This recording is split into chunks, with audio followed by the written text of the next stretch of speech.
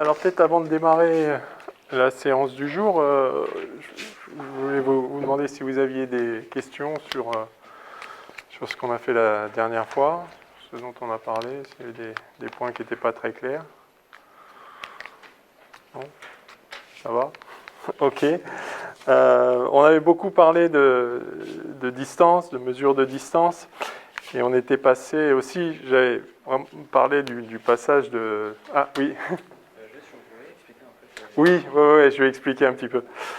Donc j'avais parlé du passage de l'astronomie à ce qu'on appelait à une époque l'astronomie physique, qu'on appelle l'astrophysique maintenant, c'est-à-dire vraiment arriver à tirer des informations physiques sur ce qui se passe dans le cosmos.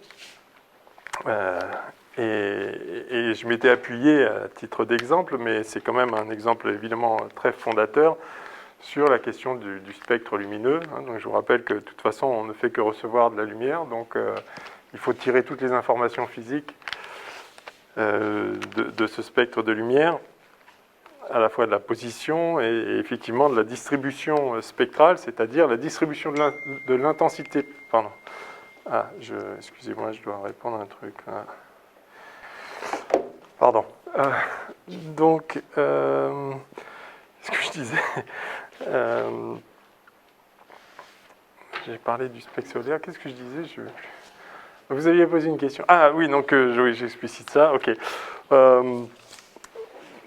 Oui, donc effectivement, j'avais montré comment l'analyse du spectre, en particulier du Soleil, mais de n'importe quoi, fait apparaître des raies, qu'on appelle donc des raies spectrales, et qui permettent d'accéder à des paramètres physiques importants. D'abord, il y a des signatures chimiques, d'éléments chimiques particuliers dans ces raies, mais j'avais aussi parlé du corps noir, du spectre du corps noir.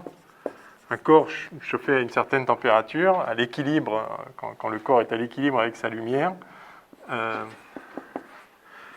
il émet un rayonnement qui est caractéristique. Donc je vous avais dessiné grosso modo sa forme, un truc comme ça, quoi. En fonction de la longueur d'onde ou de la fréquence. Et donc là, je vous ai imprimé ce schéma. Là, c'est le spectre solaire. Alors, ce que vous voyez là-dedans, donc je vous avais dit, ça ressemble à un corps noir, c'est presque un corps noir, mais évidemment, il y a des zones absorbées, etc. Alors d'abord, la première chose, c'est que si on regarde au niveau de la mer, il y a toute la lumière qui a été absorbée par l'atmosphère. Et donc, comme vous le voyez sur le schéma, donc ça c'est la partie en bleu foncé, enfin la partie en bas, c'est ce qui reste après absorption de l'atmosphère. Alors il y a les couleurs de l'arc-en-ciel dedans là, qui montrent la gamme visible. Et vous voyez donc que la lumière maximale qui est reçue au niveau du sol se trouve dans le visible. C'est aussi la lumière maximale qui est émise par le Soleil.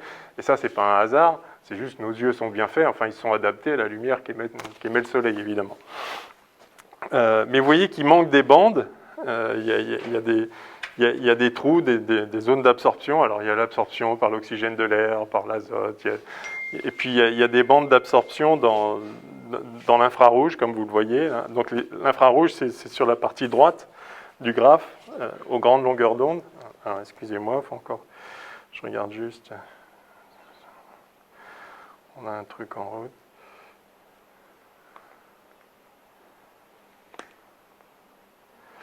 Ok.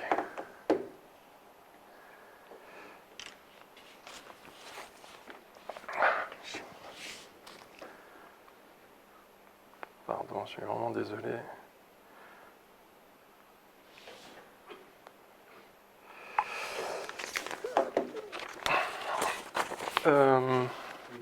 Oui.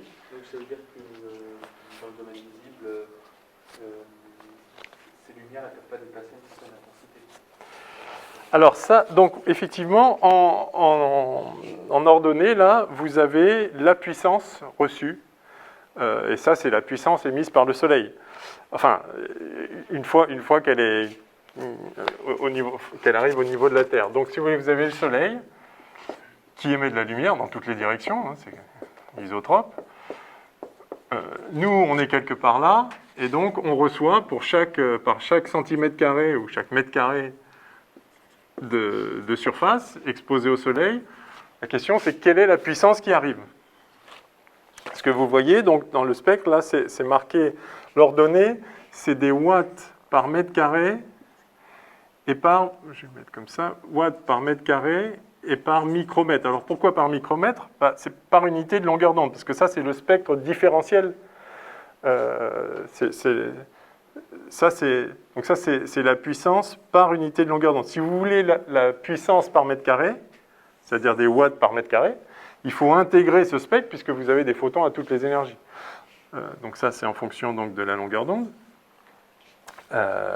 Et donc,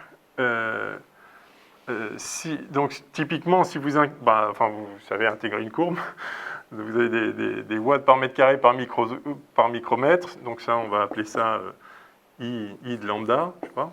Enfin, ou P, c'est un flux de phi de lambda.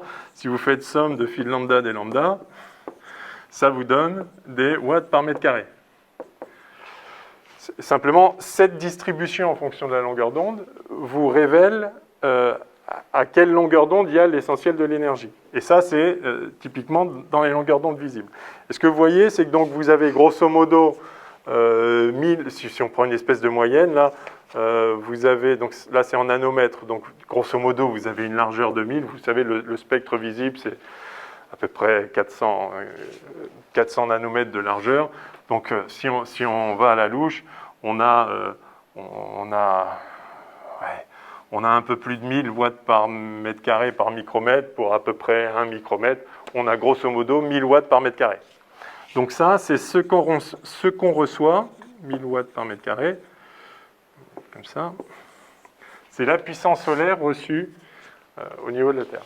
Donc, c'est-à-dire que si vous mettez un panneau solaire et que c'est plein soleil, vous êtes droit dirigé vers le soleil, vous recevez 1000 watts par mètre carré. C'est l'ordre de grandeur, bien sûr. Alors, ce que vous voyez, donc, c'est que si vous allez au-delà de l'atmosphère, donc en orange, il y a la partie, donc c'est un peu plus, la partie au-delà de l'atmosphère. Alors, donc, ce qu'on reçoit au niveau du sol, il y a des trous parce qu'il y a de l'absorption. Bon, très bien. En particulier, et d'ailleurs vous le voyez là, du côté UV pour les petites longueurs d'onde, il n'y a plus rien au-delà de 280. Donc ça, c'est merci l'ozone. Hein, d'accord. Là, ça absorbe tout. Hein, donc il y a un gros écart entre ce qui arrive au sommet de l'atmosphère et ce qui arrive au niveau du sol, que vous voyez ici. Et puis c'est pareil, donc vous voyez dans l'infrarouge, il y a des bandes qui sont complètement absorbées. Oui.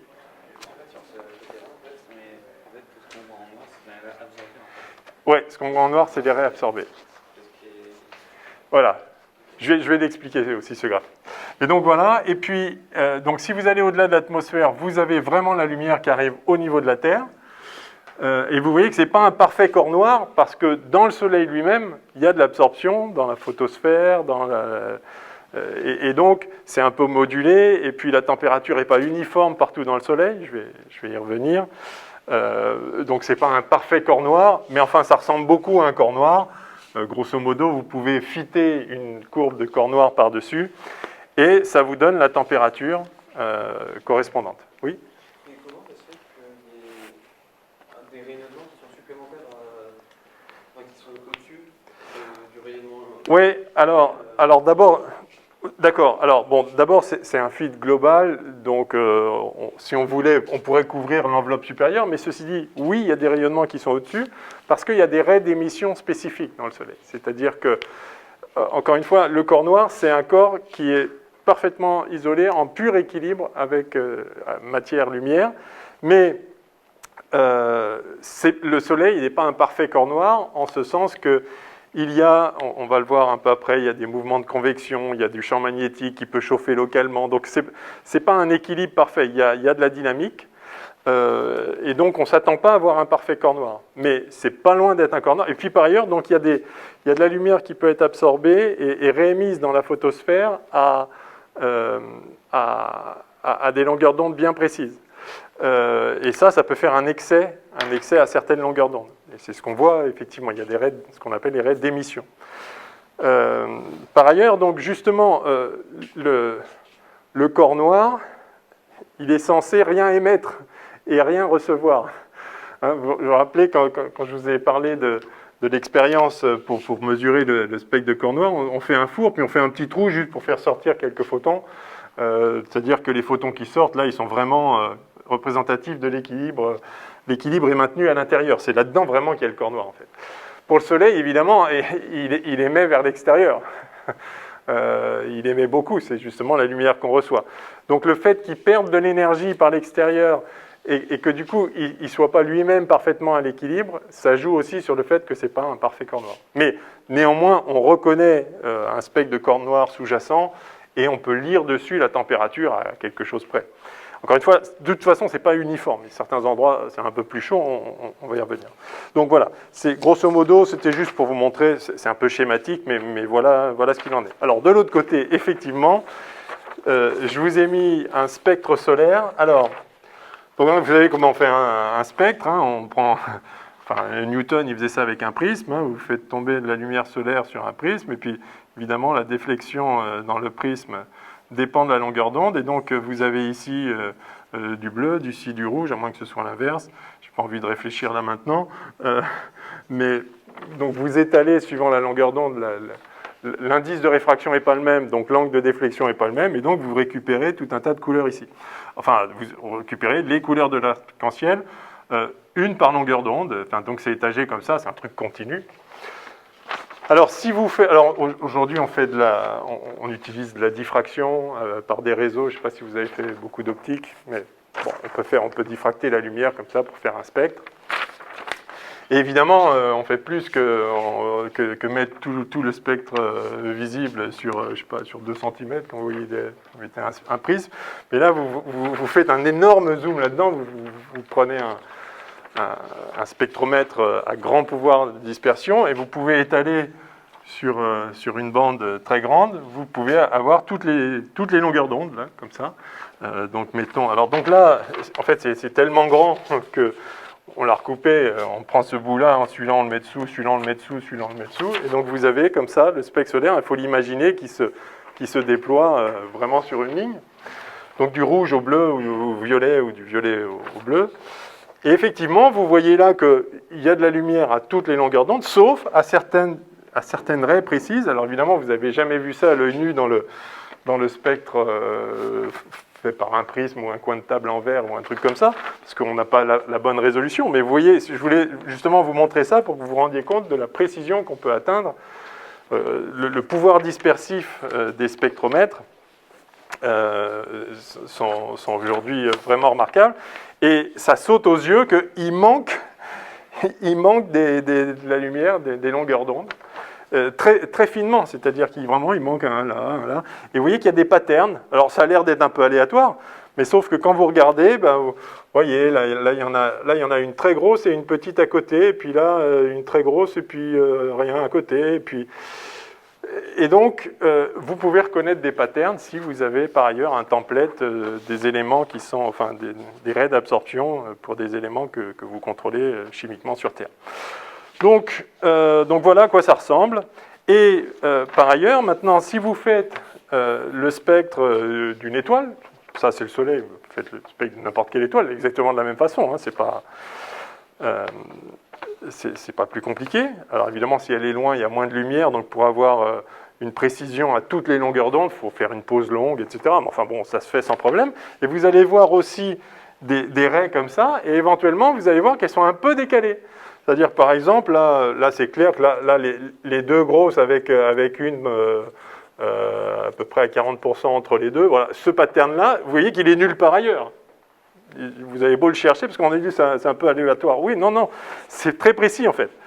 Ce pattern-là particulier, vous l'avez dans le orange, là, enfin dans le orange-jaune, vous l'avez nulle part ailleurs. Et si vous regardez une autre étoile, vous pouvez reconnaître, c'est lui, c'est bien ce pattern-là. Maintenant, si vous voyez que dans une autre étoile, en fait, ce pattern-là, vous l'avez, mais un peu décalé. Alors, s'il est décalé vers le rouge, vous en déduisez que l'étoile recule. S'il est décalé vers le bleu, vous en déduisez qu'elle se rapproche. C'est l'effet Doppler. Et donc, vous voyez qu'en fait, on a vraiment accès au mouvement des étoiles. Et puis, alors, par exemple, vous pouvez remarquer que donc vous avez le centre galactique, enfin, mettons nous on est quelque part par là, et puis on peut remarquer que quand on regarde des étoiles par là, elles ont toutes l'air de s'éloigner. C'est-à-dire le spectre est décalé vers le rouge. Et quand on regarde par là, ah bah elles ont tout l'air de s'approcher. Ah ok, bah les étoiles tournent. Vous voyez, et vous avez la vitesse de rotation. Et si vous avez la vitesse de rotation, en moyenne, parce que évidemment chacune a son mouvement propre, donc là il y en a une en fait qui vient vers nous, mais en moyenne, le flot des étoiles, c'est en train de tourner autour de la galaxie. Et ça se voit. Ça part par là, ça vient par là. Ouais. Est-ce que la vitesse des étoiles influe sur le décalage des ondes qu'on reçoit? Le décalage de la longueur d'onde? Non. Enfin, Nous- ça accentue plus ou moins l'effet Doppler. Par exemple, une étoile qui va plus vite, en fait, Ouais. on va poser des étoiles. Une étoile va, par exemple, s'éloigner, donc du coup, ça va vers le rouge. Et une autre étoile va s'éloigner aussi, mais plus rapidement. Alors ça va encore plus vers le rouge. Ouais, ouais, ouais. Si vous voulez, le delta lambda sur lambda, donc la variation de longueur d'onde par rapport à la longueur d'onde au repos, enfin si ça ne bougeait pas, c'est la vitesse de l'étoile divisée par la vitesse de la lumière, grosso modo. C'est cet ordre. Alors ça, c'est la vitesse radiale. Si elle se déplace comme ça ne change pas. Enfin, sauf si elle se déplace à des vitesses relativistes, c'est-à-dire proche de la vitesse de la lumière, mais ce n'est pas le cas, sauf rare exception. Donc effectivement, plus l'étoile va vite, plus le décalage est important. Alors vous voyez que pour faire un décalage important, évidemment, il faut aller à une vitesse proche de la vitesse de la lumière. Donc on va dire, oui, ça n'arrive pas. Oui, d'accord, mais si on va à 1 millionième de la vitesse de la lumière, il y a un décalage de 1 millionième de la valeur de la longueur d'onde. Donc c'est pas beaucoup, donc il faut être très précis, mais on peut l'être, et on l'est, et donc on arrive à repérer les vitesses radiales des différents corps dans le cosmos. Donc ça, c'est très utile. Alors par ailleurs, vous voyez effectivement que donc, vous avez des raies plus ou moins marquées. Alors en fait, l'absorption, je vous ai dit, ça correspond à un changement de configuration électronique dans un atome particulier. Donc on passe d'un certain niveau d'énergie à un autre, mais les niveaux d'énergie, ils ne sont pas parfaits. Ils ont une certaine largeur, et donc en fait, la forme de l'arrêt d'absorption, ce n'est pas tous exactement à une longueur d'onde, ça ne veut rien dire une longueur d'onde ultra précise. Donc il y a un certain profil comme ça. Alors maintenant, si vous avez une résolution, on peut faire des résolutions bien meilleures que ça, on peut regarder vraiment le profil de l'arrêt d'absorption, et vous pouvez comparer ce profil de l'arrêt d'absorption au profil que vous voyez sur Terre, enfin quand vous faites l'expérience en milieu contrôlé. Et de temps en temps, vous pouvez remarquer que l'arrêt, en fait, elle est plus large. Elle est plus large que normal. Vous savez que c'est cette raie-là, parce qu'elle est à la bonne longueur d'onde, elle est dans le bon pattern, vous savez très bien quelle raie vous regardez, mais elle est plus large que ce que vous avez quand vous faites l'expérience sur Terre. Alors ça peut être lié à quoi? Ça peut être que, en fait, les éléments qui absorbent, eux-mêmes, ils ont une dispersion de vitesse. Parce que si, donc, admettons, il y a de la lumière, qui est émise par une source ici, qui émet de la lumière. Puis là, il y a un milieu absorbant. Ce qui sort de là, c'est tout ce qui n'a pas été absorbé. Donc voilà, si c'est absorbant à une certaine longueur d'onde, mettons que là, le spectre qui arrive, on va dire qu'il est plat, enfin, en fonction de la longueur d'onde autour de la raie, disons, voilà, c'est ça. Et puis ici, il va sortir donc un peu moins. Donc déjà, vous pouvez en déduire la quantité d'atomes qui est absorbée là. Vous pouvez déduire le nombre d'atomes, c'est-à-dire la densité intégrée sur la ligne de visée, sur cette longueur-là. Vous pouvez vraiment mesurer en fait la densité de matière et la densité de cet élément-là particulier entre l'étoile et vous. Si vous regardez une étoile, ou si vous regardez autre chose, entre l'autre chose et vous. Alors donc je disais maintenant, les atomes ici, ils vont absorber la longueur d'onde, la bonne. Mais si eux-mêmes sont en train d'avancer par là, bah, en fait, eux, la lumière qu'ils voient, elle est blue shiftée.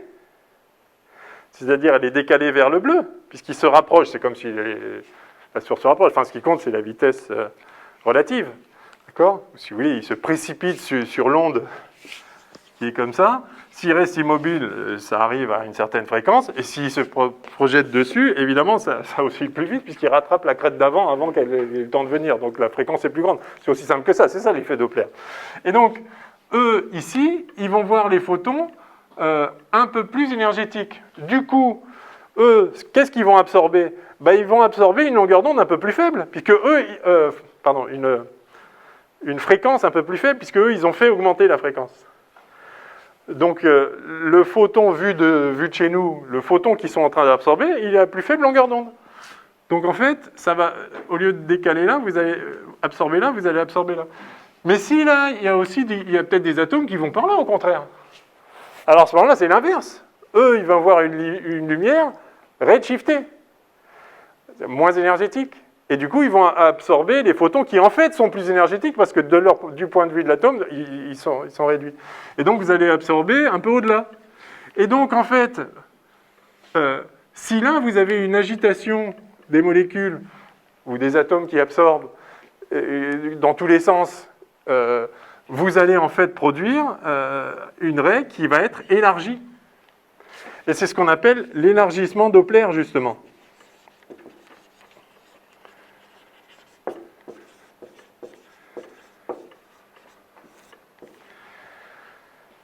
Et ça, c'est génial, parce que vous allez déterminer la température du gaz qui absorbe.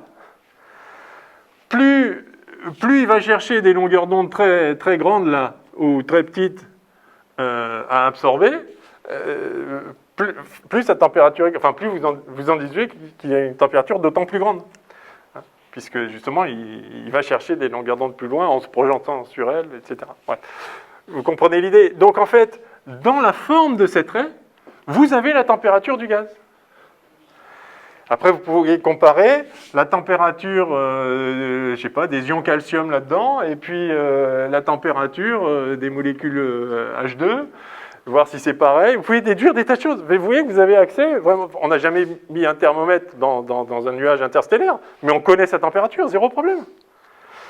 Et on peut voir les mouvements, et puis, alors on peut voir la température, ça c'est l'élargissement Doppler, en plus d'un éventuel mouvement. Parce qu'imaginez que là, vous ayez un espèce de nuage qui, par ailleurs, est en train de s'éloigner, mais qui, quand même, a aussi une agitation thermique. Il a sa propre température. Donc, vous allez avoir un truc élargi par Doppler et shifté en même temps. Bref, vous voyez comment vous pouvez avoir accès à tout un tas d'informations physiques sur le milieu interstellaire, sur les objets, sur les objets qui émettent de la lumière, bien sûr, mais aussi sur les objets qui absorbent de la lumière, tout l'avant-plan.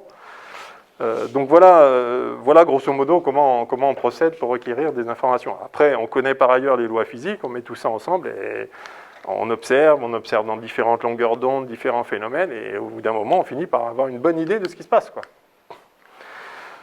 Donc voilà, je voulais vous montrer ça. Vous voyez, un spectre de raie, c'est... Ouais, il y a des choses à tirer de là, quoi.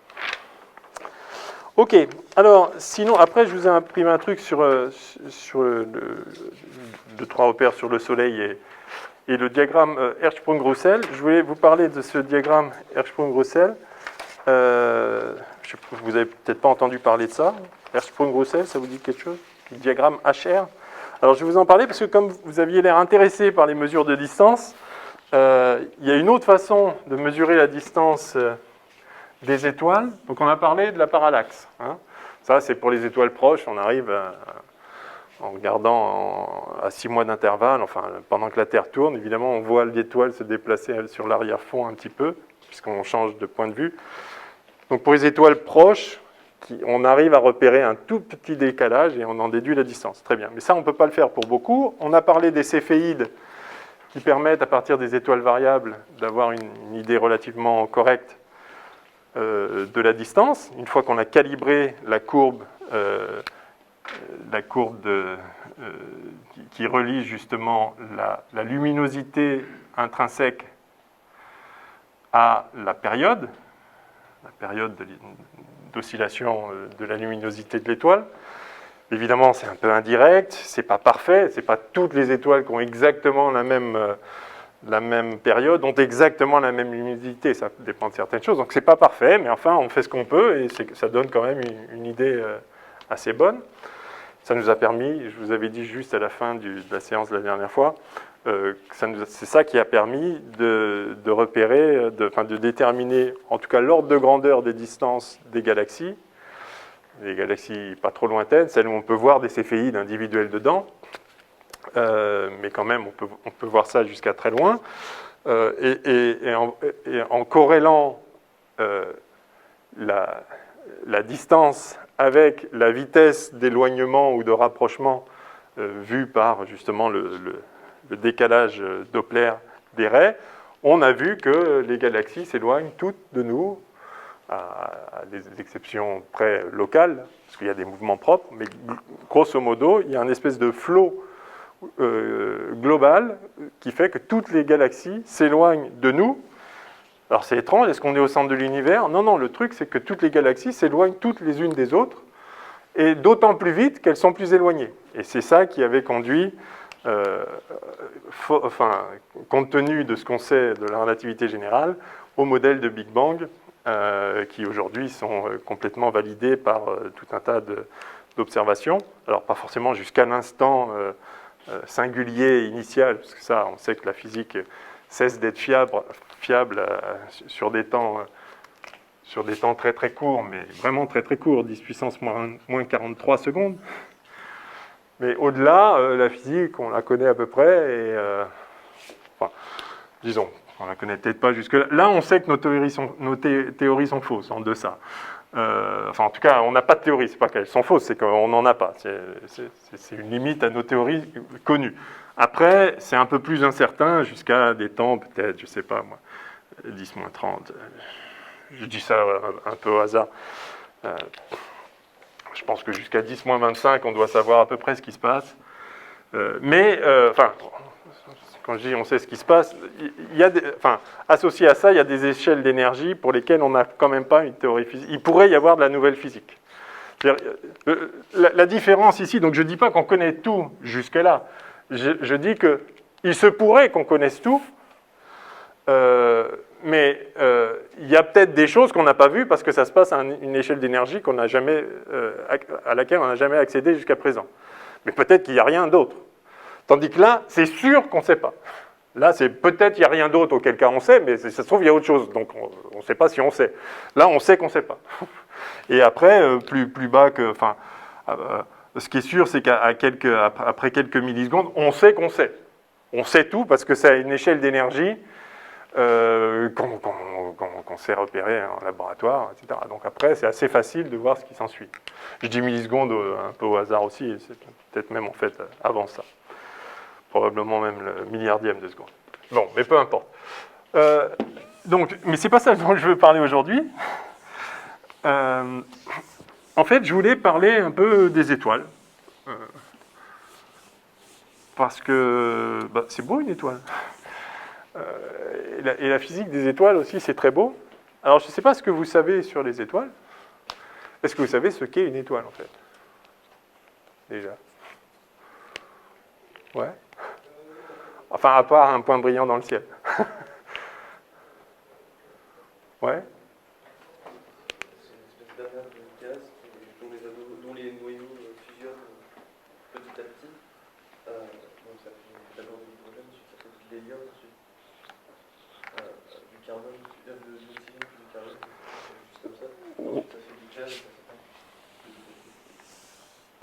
Ok, alors oui, alors donc l'idée générale est correcte, sauf que vous avez dit gaz. Bon, c'est pas du gaz parce qu'il est ionisé, c'est un plasma, mais c'est l'idée. C'est effectivement c'est des atomes. Donc c'est de la matière ordinaire, avec, comme vous l'avez dit, des atomes qui fusionnent. Et donc qui font des réactions nucléaires, qui libèrent de l'énergie. Cette énergie chauffe la matière, et parce qu'elle est chaude, elle rayonne. Et donc, en fait, c'est ça. Donc, on peut dire qu'une étoile, fait, ça marche plus très bien, ça. 5 minutes. Ah oui. Une étoile, en fait, c'est un réacteur thermonucléaire. Alors, c'est une façon... enfin, physiquement, c'est ça qui se passe.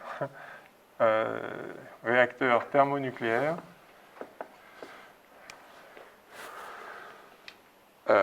Donc, dans lequel des atomes fusionnent.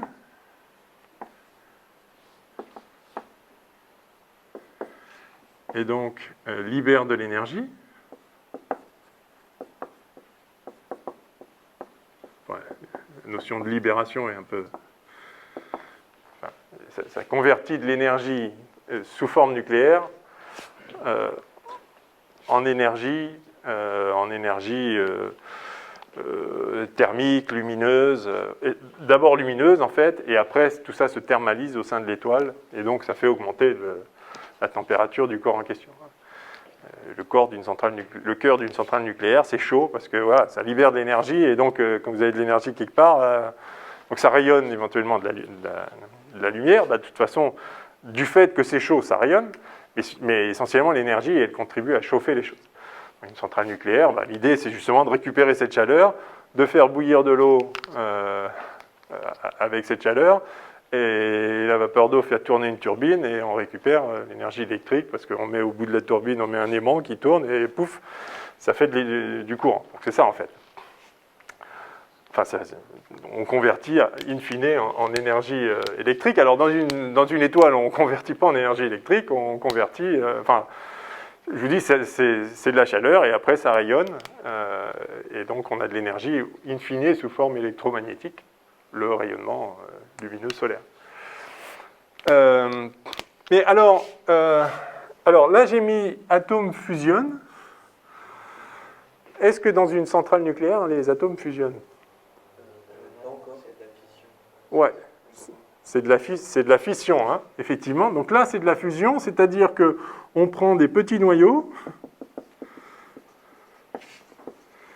et on en fait des plus gros.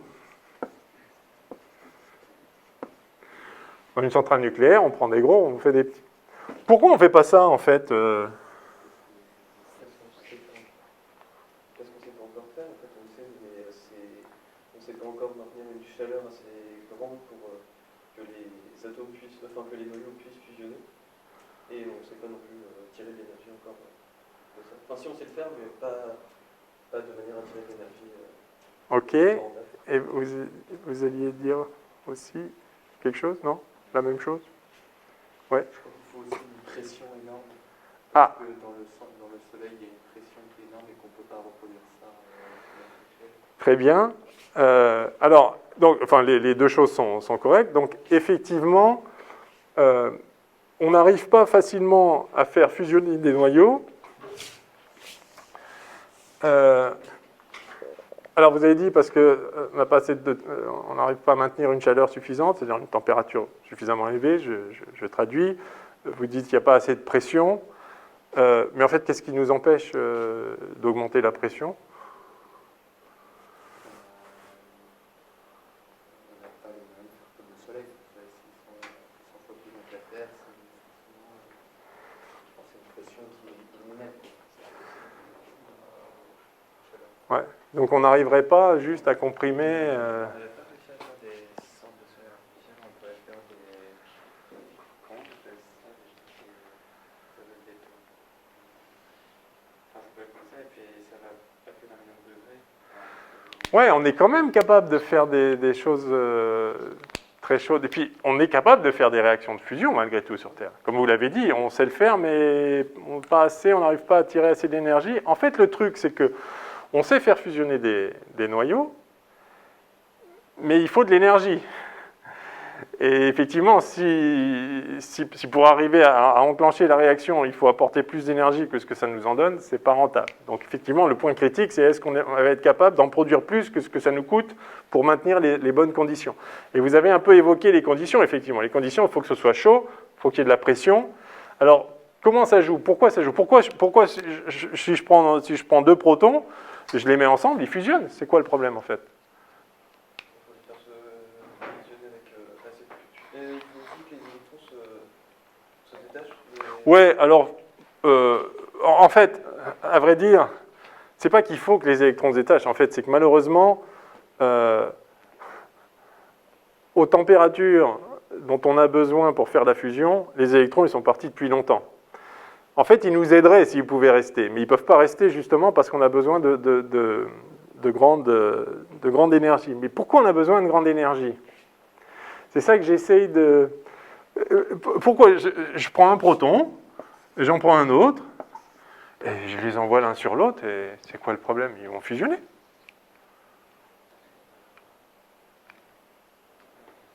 Pourquoi ils ne fusionnent pas?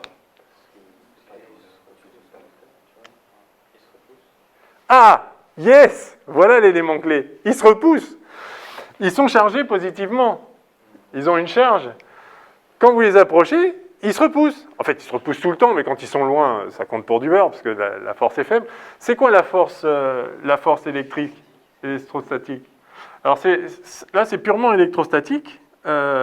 Si vous avez deux charges, une charge Q1 ici et une charge Q2 là, quelle est la force que la charge Q1 exerce sur la charge Q2? Je le note comme ça.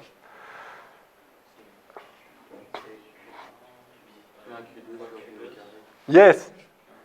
C'est comme pour la force de gravitation, c'est proportionnel à la masse et inversement proportionnel au carré de la distance. Donc là, c'est proportionnel à la charge du premier, à la charge du deuxième, inversement proportionnel au carré de la distance, puis un facteur qui est juste une conversion des unités. Alors le facteur, on le note en général 1 sur 4 pi epsilon 0, mais ça n'a évidemment aucune importance, c'est juste un nombre. Si je change l'unité des charges, je vais changer ce nombre-là. Donc, je peux même me débrouiller pour qu'il vale 1. C'est juste une question d'unité. Et c'est dirigé, donc la force que 1 exerce sur 2, c'est dirigé suivant, je note U1,2, le vecteur unitaire, là, qui est dans la direction qui relie, qui va de 1 à 2. Donc voilà la force électrostatique, c'est ce qu'on appelle la force de Coulomb. Hein, c'est M. Coulomb qui a découvert ça à la fin du XVIIIe siècle. Je sais pas, 1780, quelque chose, je sais pas, par là. Et donc, effectivement, on a cette force. Alors, vous voyez que si les charges sont de signes opposés, en fait, la force, elle est dirigée suivant moins U1,2, donc elle est attractive. Et si les charges sont de même signe, soit les deux négatifs, soit les deux positifs, dans les deux cas, ça fait une force là, positive comme ça, et donc il y a répulsion. Donc les protons se repoussent. On veut les faire fusionner, mais eux, ils ne demandent qu'une chose, c'est à s'éloigner. Et vous avez un truc en 1 sur R2 ici. Alors si je trace en fonction de... Alors ça, vous connaissez l'énergie potentielle, vous connaissez ça? Cette force dérive d'une énergie potentielle. Ça, c'est moins le gradient de l'énergie potentielle. Et donc, l'énergie potentielle s'écrit, moins... donc, l'énergie potentielle créée par une charge Q à l'origine, juste j'intègre ça, ça fait Q sur 4 pi epsilon 0 R. Voilà l'énergie potentielle. Plus...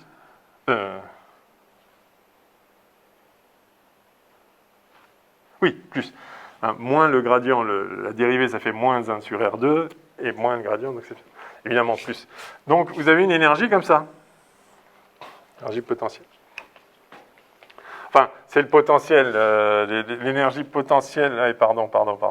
Là, je suis obligé de mettre Q1, Q2, l'énergie potentielle, excusez-moi, du système de deux charges. Je confondais, j'avais en tête le potentiel électrostatique. Ça, c'est l'énergie potentielle d'interaction entre les deux. Bon, très bien. Donc, évidemment, ça diverge, si les charges sont les mêmes, ça diverge vers l'infini, quoi, en R égale 0. Et si vous mettez des nombres là-dedans, c'est-à-dire vous mettez ici la charge de l'électron, enfin la charge du proton, c'est la même, 1,6, 10-19 coulombs, bon, ça vaut ce que ça vaut, et vous voyez que, et ce que vous voulez, c'est les rapprocher, les protons, suffisamment près pour qu'ils se sentent, en fait. C'est-à-dire que, grosso modo, alors, c'est quantique, donc il faut faire attention, c'est pas des boules de billard qu'il faut qu'elles se touchent, elles n'ont pas une frontière bien définie, mais grosso modo, la taille, typiquement la taille du proton, si on veut, l'ordre de grandeur, si on traduit classiquement l'équivalent de ce que serait une taille, on a un truc qui est de l'ordre de 10 puissance moins 15 mètres.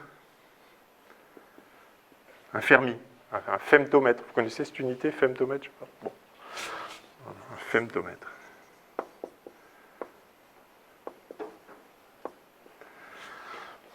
D'accord. Un millimètre, c'est 10-3. Micro, c'est 10-6. Nano, c'est 10-9. Pico, c'est 10-12. Et femto, c'est 10-15. Ça descend très très bas.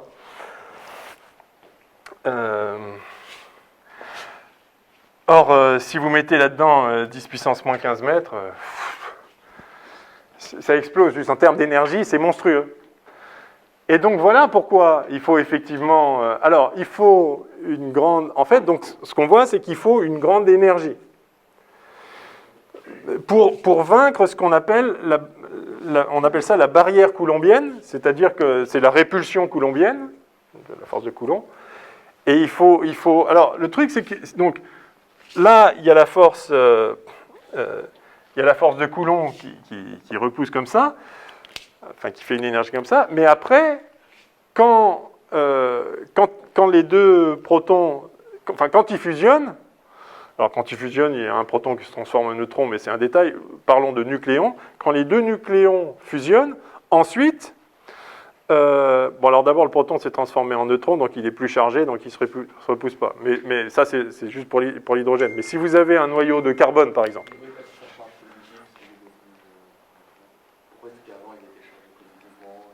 Ben, en fait, le proton se transforme en neutron, par exemple, en mangeant un électron. Et là, ça conserve la charge. Et puis, au passage, il faut éjecter un... Ben, il est dans le coin. Parce que la matière est neutre. Le Soleil, c'est un plasma au sens où la matière est ionisée, c'est-à-dire que l'électron n'est pas autour enfin, les électrons ne sont pas autour des noyaux, ils ne sont pas liés chimiquement, enfin, pas chimiquement, mais justement physiquement, ils ne constituent pas un atome neutre. Ils se sont fait éjecter, mais ils n'ont pas disparu. Donc, en fait, c'est ça un plasma. C'est que vous avez les électrons et les nucléons et les noyaux d'atomes qui sont libres, quoi. En fait, il y a trop d'énergie.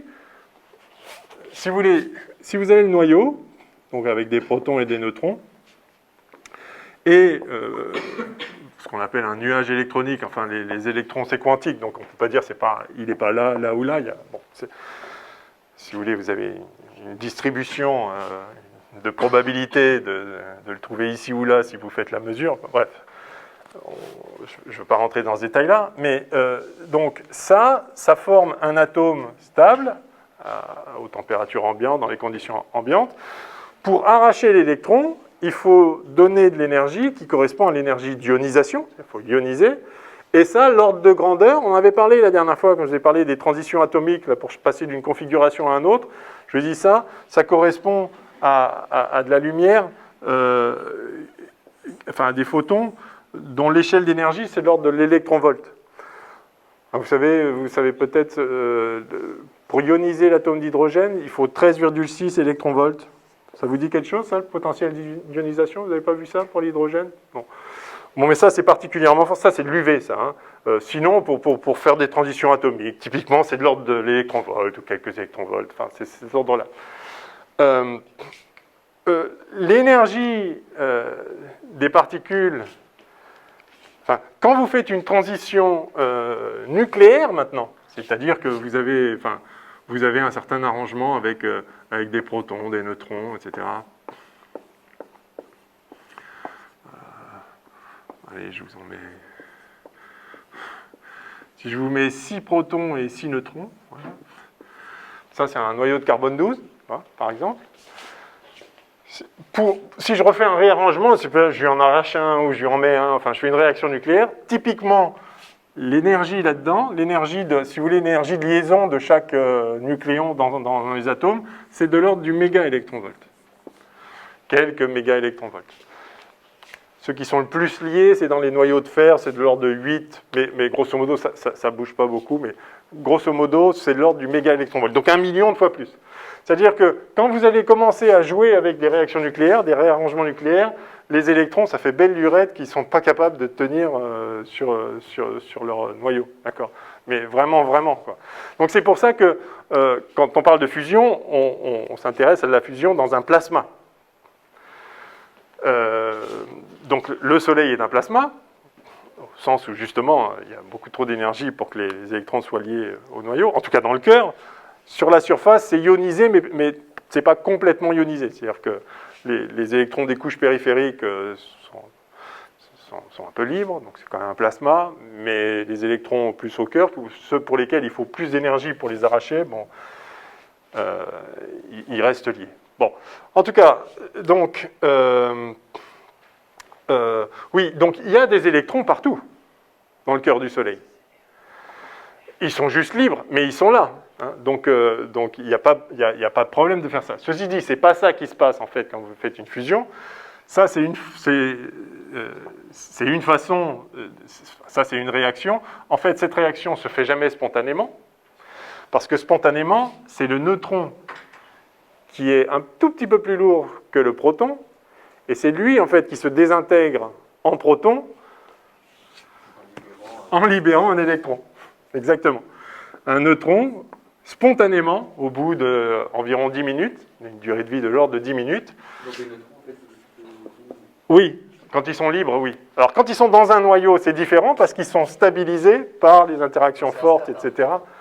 Un neutron, c'est instable. Si vous avez un neutron tout seul, au bout de 10 minutes, il n'est plus là. Enfin, en moyenne, c'est un processus aléatoire, mais la durée de vie moyenne, c'est de l'ordre de 10 minutes. Donc, et il fait un proton qui a un niveau qui est un peu moins massif que le neutron, pas beaucoup, mais un petit peu.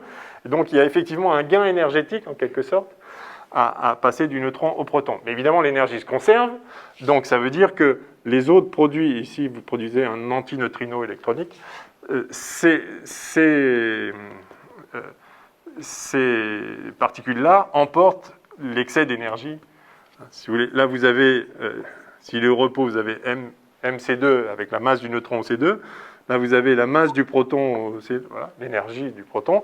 Et ça, c'est un petit peu plus que ça. Donc, eux récupèrent la différence.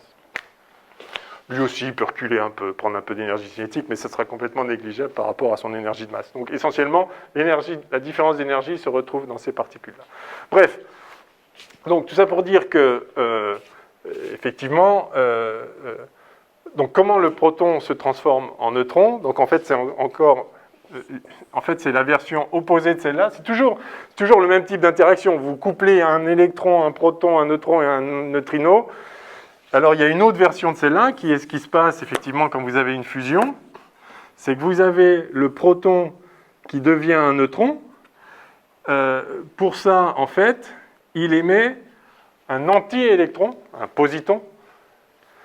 La particule d'antimatière associée à l'électron. Donc c'est un électron, mais de charge positive. Bon. Et plus, c'est pareil, il faut émettre un neutrino pour conserver ce qu'on appelle le nombre leptonique.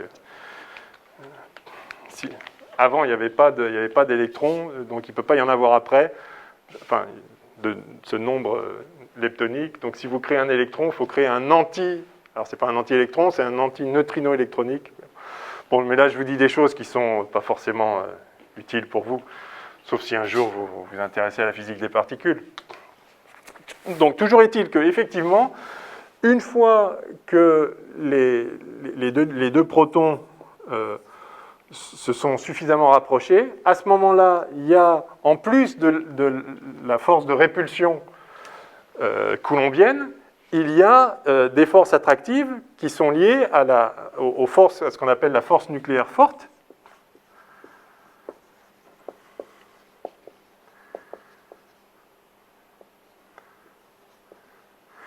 Alors en fait, c'est un peu subtil, parce que la force nucléaire faible intervient aussi, puisque c'est elle qui crée ça. Ça c'est typiquement, c'est l'intégration faible. Ça c'est la même interaction. Ça, c'est la force, ce qu'on appelle la force nucléaire faible. Vous savez qu'il y a 4 interactions fondamentales.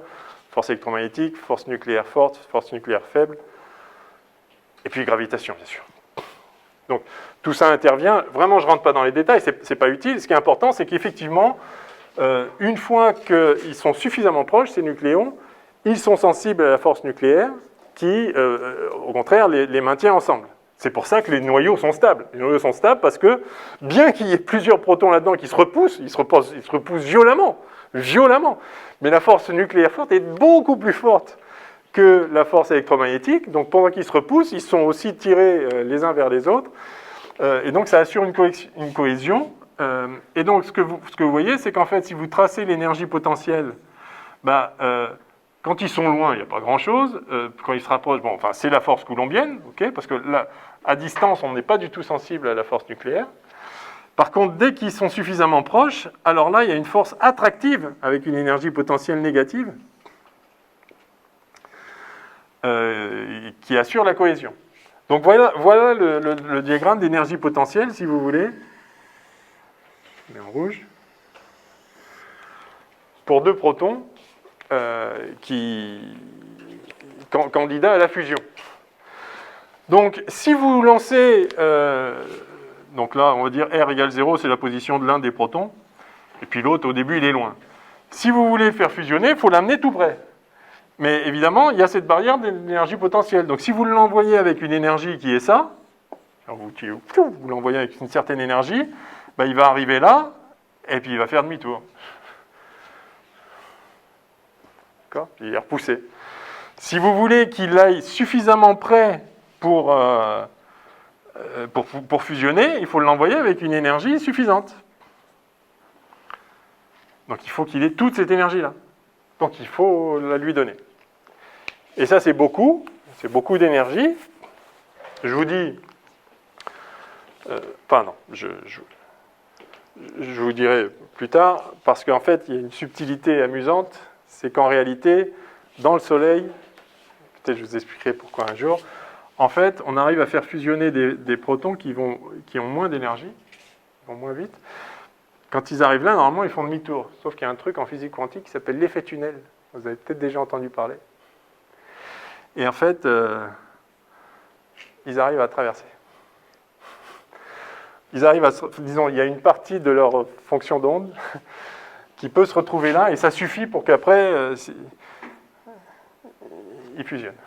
Bon, c'est un effet quantique, j'en parlerai peut-être une autre fois, mais peu importe. En tout cas, quoi qu'il en soit, ce que je veux dire, c'est qu'ils sont capables de traverser, s'ils sont près du sommet, ils n'ont pas besoin d'aller vraiment jusqu'au sommet.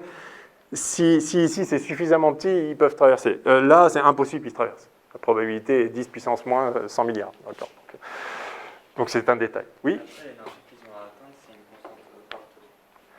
C'est toujours la même. Pour fusionner, un proton et un proton doivent avoir telle énergie, effectivement, pour pouvoir fusionner. Alors, sauf que justement, il y a une probabilité là, de traverser.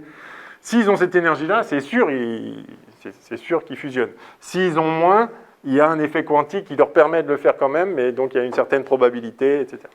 Donc ça, c'est un premier élément. Il faut beaucoup d'énergie. Donc, il faut une température élevée, parce que la température, ça correspond à l'énergie qu'ont les particules individuelles, en moyenne. L'énergie s'échange entre les unes et les autres, mais en moyenne, ça vous donne l'échelle d'énergie des particules. Et puis, vous avez parlé de pression. Alors, en fait, la pression, c'est quoi d'abord la pression ? La pression, c'est la force... Oui ? Alors oui, c'est des newtons par mètre carré, exact. Donc c'est une force par unité de surface. Mais c'est causé par quoi ? La pression du gaz, là, c'est quoi ? C'est-à-dire, j'ai des molécules dans le gaz. En fait, elles exercent une pression sur le tableau, ou sur la table, ou sur moi, ou partout. Pourquoi ? Parce que les molécules du gaz, bon, elles sont libres, hein, c'est un gaz, elles font ce qu'elles veulent, à une certaine vitesse, alors de temps en temps elles s'entrechoquent, elles s'échangent l'énergie, mais enfin bon. Arrive sur le tableau une particule, mettons, qui vient comme ça, ping. Évidemment, elle ne traverse pas. Donc elle rebondit, d'une façon ou d'une autre. Alors je vais faire le dessin comme ça. Donc voilà la paroi, puis il y a le gaz là. Donc les particules arrivent, elles ne peuvent pas, elles repartent.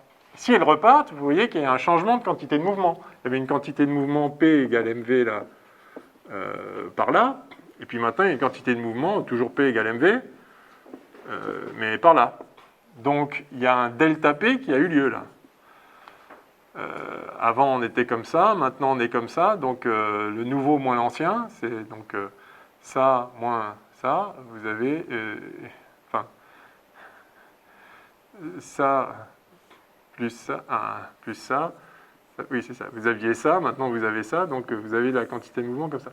Donc, il y a eu un delta P qui est comme ça là. Mais vous connaissez la loi de Newton, dp sur dt égale force. Si sa quantité de mouvement a changé, évidemment, c'est qu'il a subi une force. Sinon, il traversait. Il y a une force, donc il rebondit. Mais loi de l'action et de la réaction. Si lui a subi une force comme ça, ah la paroi a subi une force dans l'autre sens. Donc la paroi, elle a subi une force comme ça. Et maintenant, vous pouvez juste faire la moyenne, parce qu'il y a des milliards de particules qui arrivent en permanence sur chaque centimètre carré du tableau là. Alors ça fait ping, ping, ping, ping, ping, c'est pas continu, mais enfin, il y en a tellement que à notre échelle, même à l'échelle, à l'échelle des interactions, c'est quasiment continu. Donc vous regardez juste pendant 1 milliardième de seconde combien il y en a qui ont fait demi-tour. Et chacune, combien il faut, quelle force ça exerce. Et vous sommez ça, et vous allez avoir une certaine force qui s'exerce. C'est-à-dire une certaine variation de la quantité de mouvement par unité de temps. C'est ça la pression. D'accord. Alors quand on fait le calcul est très facile à faire. Quand on fait le calcul, on trouve que P, cette pression qu'on appelle la pression cinétique, c'est la densité de particules fois la température. En fait, vous vous rappelez, fois K fois la température, ça c'est le facteur de Boltzmann, c'est-à-dire c'est l'énergie des particules. Fois combien il y en a. Évidemment, plus il y en a qui arrivent par seconde, et donc plus la force est grande, puisqu'il faut les repousser, il faut en repousser plus. Donc, vous voyez, et donc ça fait bien des newtons par mètre carré. Donc vous regardez par unité de surface, quelle est la force subie par les particules, et donc quelle est la force que les particules infligent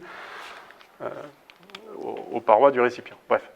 Donc effectivement, vous avez ici une pression, mais ce n'est pas la pression en elle-même qui est importante, c'est la densité.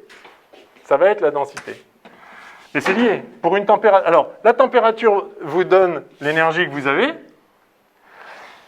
et la densité vous dit combien de fois vous allez y arriver par seconde, quoi. Alors, si vous n'avez pas assez d'énergie, si la température n'est pas assez grande, vous pouvez mettre 200 milliards de particules, juste aucune ne va pouvoir fusionner. Maintenant, si vous avez une énergie où certaines commencent à pouvoir fusionner, si vous mettez plus de particules, et ça va fusionner plus souvent. Enfin, il y aura plus de réactions de fusion. Donc, pour faire de la fusion de façon un peu efficace, c'est-à-dire arriver à produire pas mal d'énergie par seconde, disons, il vous faut suffisamment de température et suffisamment de particules. Parce que si vous en avez 3, elles ne vont pas fusionner, puis elles vont se rater aussi. Il faut que la densité soit grande, en fait. Parce que sinon, si je lance un proton par là et un proton par là, ils ne vont jamais se croiser. Mais si j'en ai des milliards dans un micromètre cube, alors là, je vais avoir plus souvent. Donc en fait, quand vous dites qu'il faut une grande pression, c'est vrai, il faut une grande pression, mais en fait, c'est un produit dérivé. Ce qu'il faut, c'est une grande température et une grande densité, si on veut y arriver. Et ça, du coup, il en résulte une grande pression.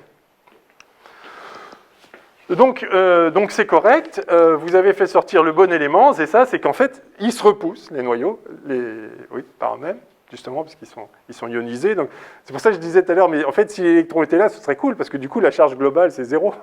Oui, mais la taille, enfin, si on peut parler de distance, la distance entre le proton et l'électron, elle est bien plus grande que la distance entre les... Enfin, que vous devez atteindre entre les protons. Ça, c'est du 10-10 mètres. Un angstrom entre le proton et l'électron, grosso modo. Enfin, la taille d'un atome quand il y a des électrons. Donc, il faut aller 100 000 fois moins. Donc, voilà. Une autre raison aussi pour laquelle les électrons, ils sont pas dans le jeu.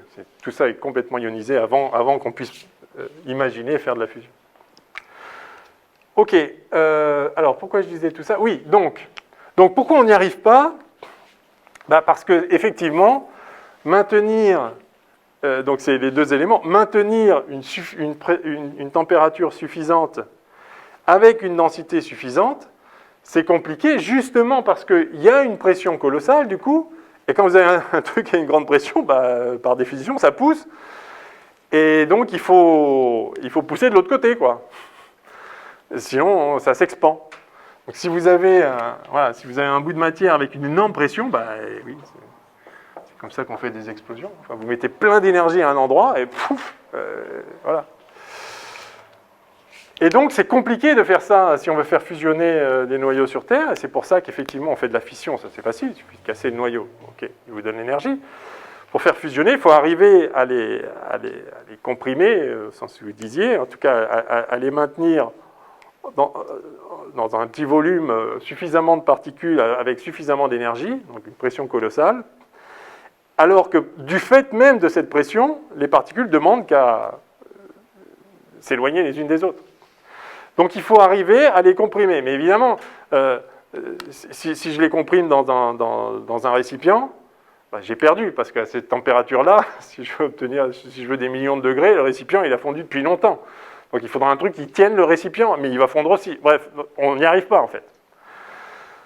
Alors, vous savez qu'il y a des projets et en fait on arrive à faire quand même des réactions de fusion, mais même des projets de faire ça de façon entretenue sur Terre. Il y a le projet ITER, dont vous avez forcément entendu parler, franco-japonais et puis d'autres aussi, mais enfin qui est à Cadarache dans le sud de la France. Et donc ça c'est ce qu'on appelle les tokamaks. Vous avez entendu ce mot-là peut-être? C'est le mot que vous cherchiez tout à l'heure peut-être? Ouais, c'est ça. Donc l'idée en fait c'est qu'effectivement on peut pas contenir le plasma juste en le mettant dans un récipient, parce que le récipient fond. L'idée, c'est de maintenir, de faire un piège magnétique, en fait, de piéger ces particules qui sont chargées dans les champs magnétiques, parce que les particules sont défléchies dans les champs magnétiques. Et donc l'idée, c'est de faire une configuration de champ magnétique qui fait que la particule ne peut pas s'échapper. Donc il faut produire ces champs magnétiques, il faut les corriger sans cesse, parce que le problème, c'est que ces particules chargées, quand elles se déplacent, elles-mêmes, elles créent des champs magnétiques qui viennent perturber la structure, l'espèce de bouteille magnétique avec laquelle on essaie de la confiner. Donc c'est très compliqué, en fait. Alors il y a des configurations... les Russes étaient très en avance à un moment, c'est pour ça que ça c'est un mot russe. On a gardé ce nom-là. Donc il y a des configurations favorables, etc. Mais il n'y a pas de configuration parfaite. On peut le montrer, c'est pas possible de confiner. Donc il faut sans arrêt ajuster. Donc de toute façon, il faut produire de l'énergie. Enfin, il faut fournir de l'énergie pour maintenir la configuration qui va bien. C'est pour ça qu'il faut. Voilà, l'enjeu, c'est d'arriver à tirer plus d'énergie que ce qu'il nous faut pour faire en sorte qu'elle se produise. Et par ailleurs, comme je vous disais, ce plasma, il est chargé, il crée lui-même son propre champ magnétique qui va perturber. Et donc, en fait, il y a tout un tas d'instabilités qui se développent et c'est très difficile de maintenir suffisamment longtemps un plasma suffisamment chaud et suffisamment dense pour faire des réactions de fusion utiles. Mais on a fait des progrès et il n'est pas exclu qu'un jour on y arrive. Probablement, on va y arriver. On y arrive quasiment. Mais bon, bref. Donc ça, c'est la situation sur Terre. Donc on n'y arrive pas à cause de ça. Il y a une autre façon de réaliser la fusion. C'est en fait, plutôt que de chercher à confiner les particules, et on voit que c'est très compliqué parce que justement, il y a une pression colossale, etc., c'est en fait de ne pas chercher à les confiner. C'est de les envoyer vraiment les unes sur les autres.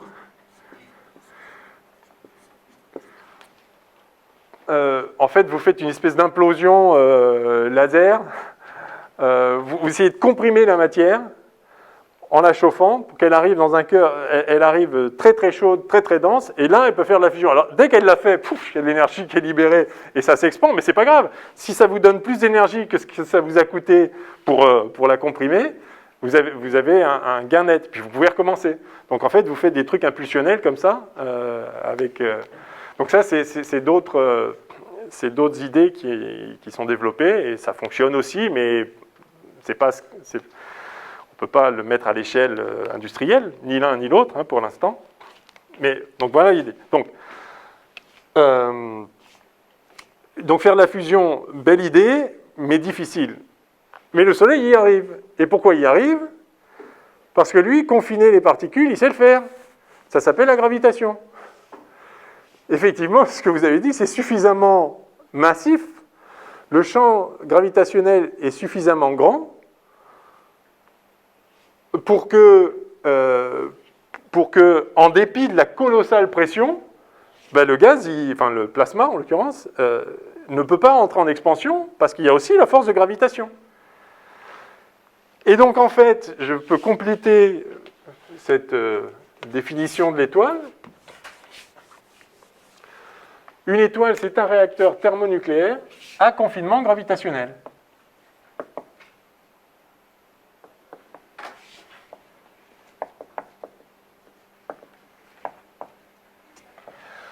Les tokamaks, on va dire que c'est à confinement magnétique, électromagnétique. Les lasers, là, c'est ce qu'on appelle, on peut appeler le confinement inertiel, c'est-à-dire vous faites converger la matière, vous la comprimez, et puis après, elle s'expand, bah, très bien. Mais si vous avez récupéré l'énergie, c'est pas grave. Et là, vous avez un confinement gravitationnel. Et ça, c'est très important, c'est très intéressant, parce que, du coup, c'est complètement stable. Alors, c'est ça que je voulais vous montrer aujourd'hui. C'est la stabilité des étoiles, et le fait qu'en fait, toutes les étoiles sont les mêmes dès lors qu'elles ont la même masse, à peu de choses près. Alors, je vais effacer ça.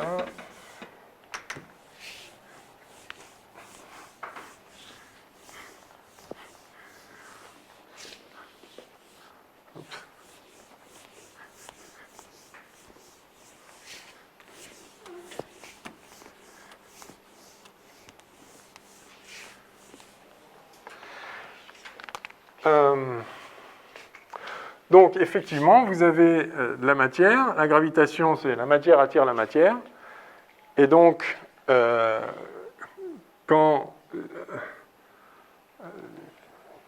si vous avez un nuage de matière qui s'effondre sur lui-même, en fait, tant que rien ne l'empêche de s'effondrer, ok, ça s'effondre. La matière attire la matière. Donc, si vous partez d'un nuage de gaz interstellaire, avec, grosso modo, typiquement, la densité du milieu interstellaire, ça vaut le coup ça vaut le coup d'avoir ce chiffre en tête. La densité moyenne, c'est de l'ordre de 1 particule par centimètre cube. D'accord ? Ça, c'est la densité typique du milieu interstellaire. Entre les étoiles, c'est pas vide, il y a des atomes, il y a du gaz, mais enfin, c'est très vide. Enfin, c'est pas très loin d'être vide. Alors, c'est quoi en général? c'est essentiellement des protons, c'est-à-dire des noyaux d'hydrogène et de l'hélium. Grosso modo, dans la galaxie, vous avez, en nombre, vous avez 90% d'hydrogène, 10% d'hélium. Et puis, vous avez des noyaux plus lourds, et vous en avez, grosso modo, 2%. Alors, vous me direz, ça fait plus que 100, oui, alors on va dire 89, 9, et puis... Alors ça, c'est en nombre. En fait, si vous mettez en masse, oui, parce que d'ailleurs, ça, c'est en masse, vous avez, du coup, grosso modo, vous avez on va dire, allez... 73%, 25% et 2%. Voilà, en masse, parce qu'évidemment, un noyau d'hélium pèse 4 fois plus lourd que le proton, donc l'abondance en masse, enfin, le rapport d'abondance en masse et en nombre, c'est pas pareil. Mais, donc, en nombre, si vous voulez, si vous prenez un atome au hasard dans la galaxie, 9 fois sur 10, c'est un hydrogène, 1 fois sur 10, c'est un hélium. Voilà. Et de temps en temps... même pas 1 fois sur 100, ça ce serait 1 fois sur 50 si c'était en nombre, mais c'est en masse, donc moins que ça, disons 1 fois sur 100. Allez, on va dire ça comme ça, 89, 10 et 1. Voilà. En masse, c'est 2, alors ça dépend d'où on est dans la galaxie, mais enfin, bref, vous avez l'ordre de grandeur. Okay. Donc, le gaz interstellaire, c'est des noyaux d'atomes, essentiellement d'hydrogène et de l'hélium, qui ont été produits au moment du Big Bang, dans les tout premiers instants de l'univers, dans les premières 10 minutes de l'histoire universelle. Je vous raconterai ça une autre fois, peut-être, si ça vous intéresse. Donc, on a du gaz, et il y a à peu près une particule par centimètre cube. Encore une fois, on a l'impression que c'est pas si vite que ça, en fait, parce qu'un centimètre cube, c'est petit quand même. Dans chaque centimètre cube, il y a une particule. Ouais, mais par rapport à la densité d'ici, c'est sans commune mesure. Hein. Ici, vous connaissez le nombre d'Avogadro. Hein. Le nombre d'Avogadro, ça vous parle hein, le nombre de particules dans une mole, d'atomes dans une mole, c'est 6, 10, 23, à peu de choses près. Donc, voilà, la matière macroscopique, c'est beaucoup, beaucoup, beaucoup, beaucoup. Donc, les vides les plus poussés qu'on est capable de faire sur Terre sont très, très, très, très loin, sont très, très, très denses par rapport au milieu interstellaire. Donc, c'est quasi vide, mais c'est pas vide. Donc, si vous voulez, vous avez une particule par centimètre cube, mais vous avez beaucoup de centimètres cubes. C'est grand, la galaxie. Et donc, vous avez du gaz partout, et la matière attire la matière, ça s'appelle la gravitation. Et donc, si jamais, dans ce gaz interstellaire, vous avez une petite surdensité, là où il y en a un, il y en a deux, bah, du coup, ça va attirer ceux qui sont autour. Mais du coup, comme ils sont attirés, ben en fait, maintenant, il y en a 3 maintenant. Ben, ça va attirer encore plus les autres. Et en fait, c'est ce qu'on appelle l'instabilité gravitationnelle. Si c'est parfaitement homogène, ok, ça reste homogène, parce qu'il y a autant qui tirent par là, que par là, que par là, que partout. Donc c'est homogène, isotrope, il n'y a rien à dire. Mais dès que vous avez une petite surdensité, bah, du coup, elle va avoir tendance à s'accroître. À l'inverse, si vous avez une petite sous-densité, s'il y a un peu moins de particules là, bah, du coup, celles d'ici, là, elles sont moins attirées par là, puisque justement, il y a moins de matière là. Donc, elles vont plutôt avoir tendance à s'éloigner, puisqu'elles sont moins ramenées vers l'endroit où, justement, il n'y a plus rien pour les ramener.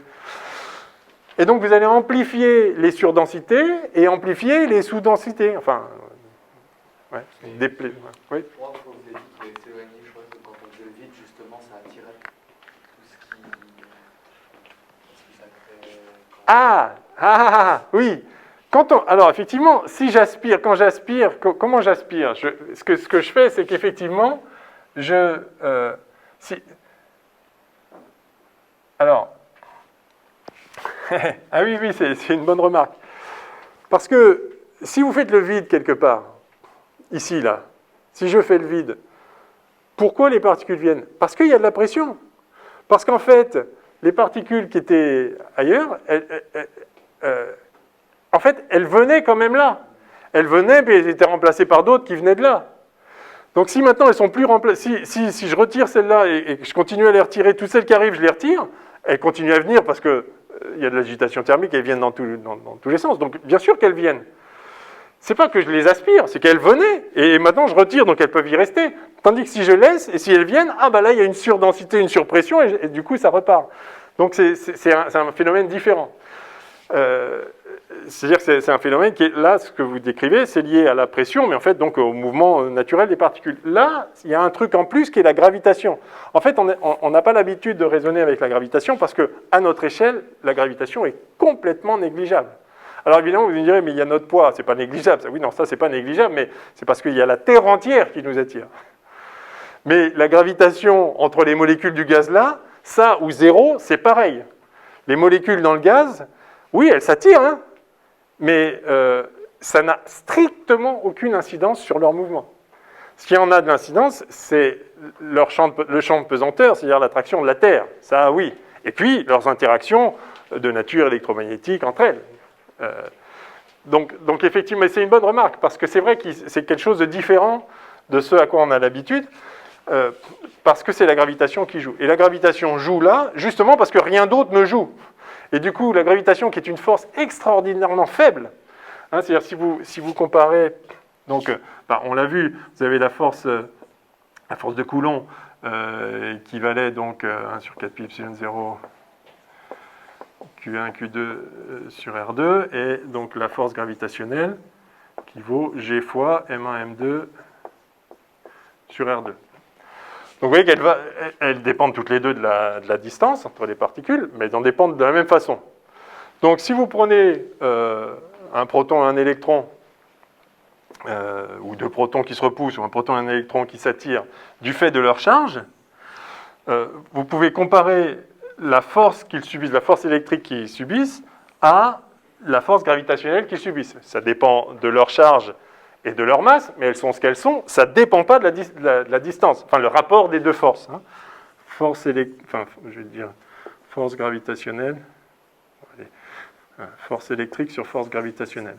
Ça ne dépend pas de la distance. Donc il suffit que je mette les chiffres là, je mets la charge de l'électron, ça c'est juste une constante, ça c'est juste une constante, je mets la masse de l'électron, et je peux comparer les deux.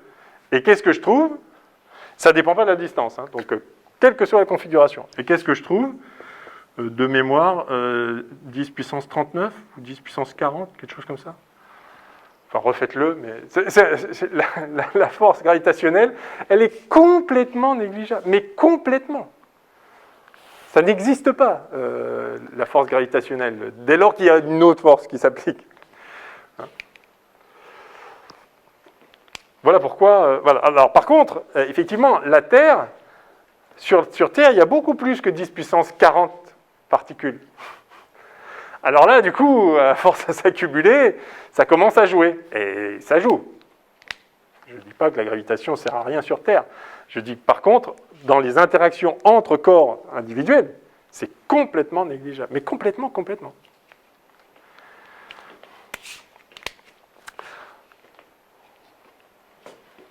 Ok. Combien il y a de particules sur Terre, grosso modo? Enfin, combien il y a d'atomes sur Terre? Vous connaissez la masse de la Terre?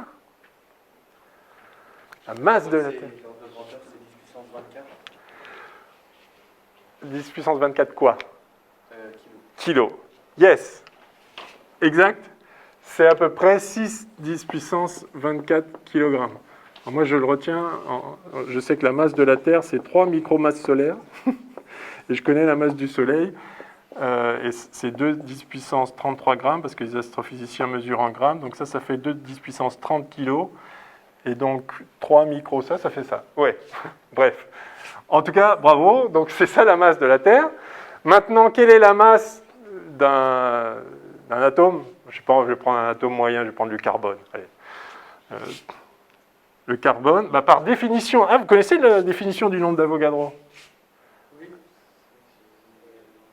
le nombre d'atomes de carbone qu'il y a dans 12 grammes de carbone. Exactement. Alors ça a un peu changé maintenant. Maintenant, c'est un nombre, mais depuis quelques années, ça a changé. Mais au départ, c'est ça, donc ça reste quasiment ça. C'est effectivement, dans 12 grammes de carbone, vous avez Na atomes de carbone 12. Si c'est du carbone 12 pur, dans les conditions qui vont bien, etc. Alors, donc regardons. Admettons qu'en moyenne, sur Terre, il y a du carbone. C'est sans doute un peu plus lourd que ça en moyenne. Enfin, dire le poids atomique moyen, parce que c'est essentiellement un cœur de fer, etc. Mais, allez, disons, c'est l'ordre de grandeur. Donc, ça veut dire que dans 12 grammes, vous avez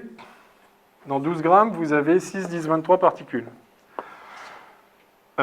Et donc, dans 6, 10, 24 kg, c'est-à-dire 6, 10, 27 grammes, combien vous avez de particules? Eh bien, vous avez ça fois ça sur ça, d'accord? Donc, ça fait 6 fois 6, 36, 10 puissance 50, là, si je ne m'abuse, divisé par 12. Et donc ça fait 3, 10 puissance 50. L'ordre de grandeur. Hein. Vous voyez, donc effectivement, c'est beaucoup plus que ça. Donc là, oui, collectivement, c'est beaucoup, beaucoup plus, là, par contre. Donc il y a à peu près 3, 10 puissance 50 particules. C'est peut-être 10 fois plus, c'est peut-être 10 fois moins, on a fait à la louche, hein, mais c'est pas 100 000, c'est pas 1 million de fois plus ou moins. Bref, c'était un petit truc au passage. Alors, donc, oui, donc, le milieu interstellaire, c'est quasi vide, il n'y a pas d'interaction entre les particules, elles se rencontrent rarement, mais le problème, c'est que, donc, il y a de l'espace, donc il y a beaucoup de centimètres carrés, et au total, ça commence à faire de la masse, en fait, et par ailleurs, il y a le temps. Il y a des milliards d'années devant soi. La galaxie existe depuis 10 milliards d'années, la nôtre. D'accord ? Donc, vous avez le gaz qui est réparti comme il est réparti, Et puis, il y a des endroits où c'est un peu plus dense que d'autres, ça ne peut pas être parfaitement homogène. Et donc, cette instabilité gravitationnelle fait que les surdensités vont croître. Et puis, le truc, c'est que ça croît de plus en plus vite, parce que quand vous commencez à être vraiment surdense, alors vous attirez vraiment plus les particules. Et donc, c'est pour ça qu'on parle d'une instabilité, c'est-à-dire que quand ça démarre, ça ne s'arrête plus trop. Alors, du coup, quand vous avez un nuage de gaz, typiquement dans la galaxie, je vous dis en moyenne c'est 1, mais il y a des régions peu denses, des régions plus denses, il y a des régions très très denses de gaz. Alors ce qu'on appelle très très dense en gaz, c'est typiquement 10 puissance 5 particules par centimètre cube. Ça reste le plus grand vide qu'on n'a jamais été capable de faire sur Terre de beaucoup. Mais enfin, c'est quand même 100 000 fois plus que ça. Vous pouvez même aller jusqu'à 10 puissance 6. Et du coup, là-dedans, vous allez commencer dans ces grands nuages qu'on peut appeler qu'on appelle des nuages moléculaires, parce qu'essentiellement, la matière est sous forme moléculaire. C'est essentiellement des molécules H2, du dihydrogène. Dans ces nuages moléculaires, commencent à se développer des instabilités. Et vous allez... Alors, c'est pas tout qui va se condenser au même endroit. Vous allez avoir une surdensité là qui va condenser là. Vous en allez avoir une ici qui va condenser là. Vous allez avoir plein de petites fragmentations un peu partout. Il va se former des grumeaux qui vont s'amplifier. Et puis, autour de ces grumeaux, ça va de plus en plus attirer de la matière. Ça va se condenser de plus en plus. Donc, la masse du grumeau va croître de plus en plus. Puis, au bout d'un moment, ça va vraiment être très élevé. Et et c'est comme ça qu'on forme les étoiles, en fait. Alors, le processus jusqu'au bout, c'est pas très simple à décrire, mais grosso modo, le principe est clair. Vous avez du gaz qui s'effondre, et il s'effondre, et il s'effondre, et plus il s'effondre, plus il y en a d'autres qui arrivent. Et donc, la masse augmente.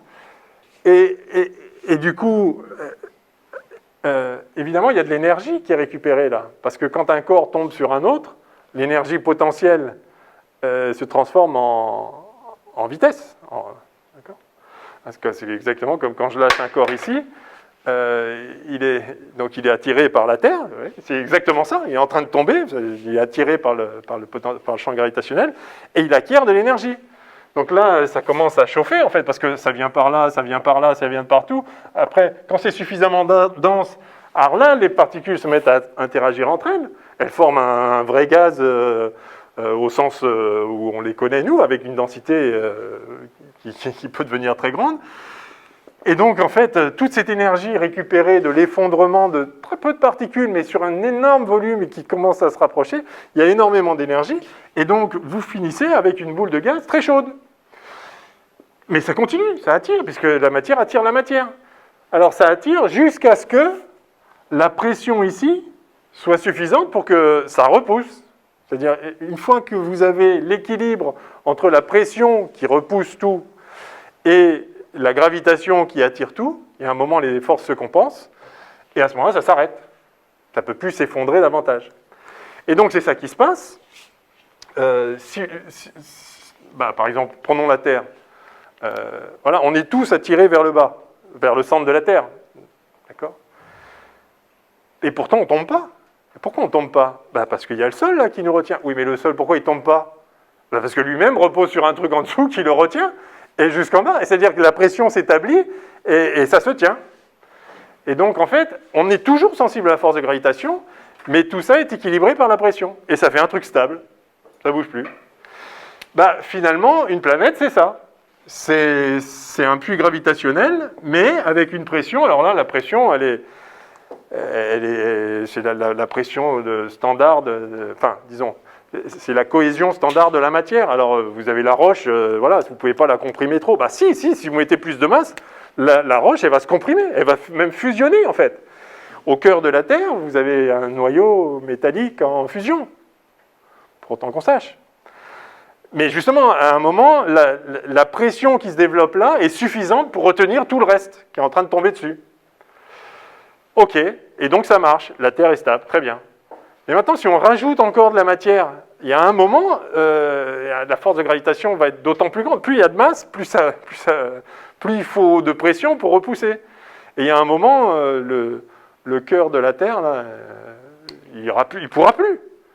Donc, qu'est-ce qui va se passer ? Ça va augmenter encore en température et ça va finir par faire un plasma. Si vous rajoutez de la masse, il y a un moment, vous allez augmenter la température pour augmenter la pression, parce que, en fait, tant que la pression n'est pas suffisante pour retenir tout, bah, si elle n'est pas suffisante, bah, du coup, ça s'écroule plus. Et si ça s'écroule plus, vous récupérez l'énergie potentielle gravitationnelle, et donc la température augmente.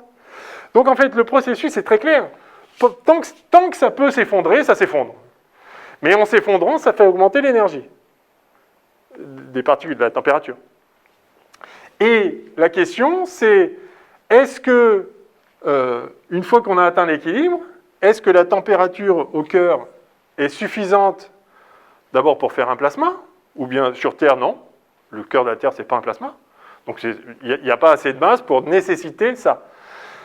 Mais si on met plus de masse, la question c'est, est-ce que la température qui permet d'avoir la pression qui retient tout, est-ce qu'elle est suffisante pour déclencher les réactions nucléaires ou pas?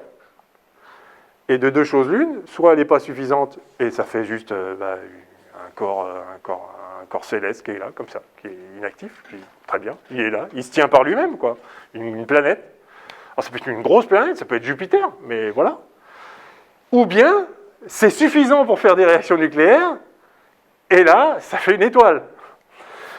Parce que dès que vous faites des réactions nucléaires, alors là, on rigole plus du tout, là. Là, ça produit de l'énergie, sérieusement. Et donc, ça augmente la température, et donc la pression va être suffisante pour retenir tout le reste. Et donc, l'origine de la stabilité des étoiles, c'est ça. C'est que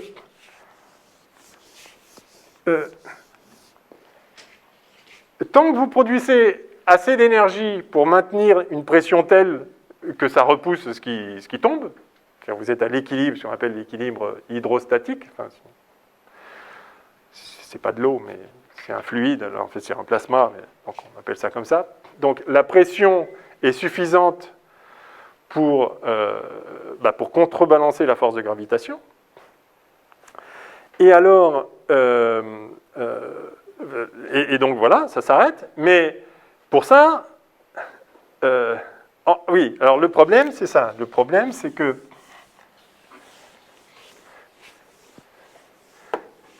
donc vous avez, je vais l'écrire équilibre hydrostatique, juste pour mémoire.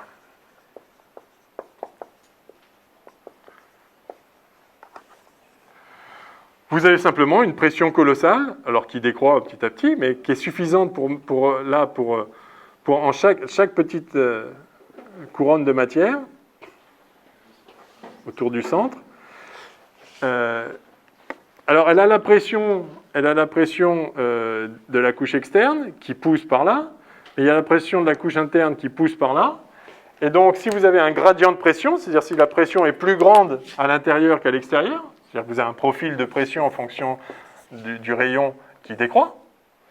Alors, si vous considérez une petite couche comme ça de matière, vous avez la pression ici qui pousse par là, mais qui est plus petite que la pression qui pousse par là. Donc le bilan des forces, c'est une pression qui repousse. Ça tombe bien, c'est juste ce qu'il faut pour compenser la force de gravitation qui, au contraire, amène la couche vers l'intérieur. Donc c'est ça l'équilibre. Et donc il n'y a rien à dire. Ça, c'est stable. Sauf que les gens ont compris très vite que du coup c'est très chaud pour pouvoir maintenir la pression qu'il faut, mais ça a l'air stable. Oui, sauf qu'un corps chaud, ça rayonne. Et tout est là. C'est toujours le problème du corps noir. Je dis un corps chaud, mais même un corps froid, ça rayonne. Enfin, mais ça rayonne d'autant plus que c'est plus chaud. Mais en tout cas, tout corps, du fait de sa température, quand il est à l'équilibre, il rayonne. Et dans le cas du Soleil, ça rayonne beaucoup. Hein, on a vu qu'on est à 150 millions de kilomètres et il y a 1000 watts par mètre carré qui arrivent quand même. Hein. Donc, ça crache fort. La luminosité du Soleil, en termes énergétiques, la luminosité du Soleil, ça c'est le symbole du Soleil, je ne sais pas si vous savez, un cercle avec un point dedans. C'est 4, 10 puissance. Alors, je le connais en erg par seconde. Et un erg, c'est 10 puissance moins 7 joules.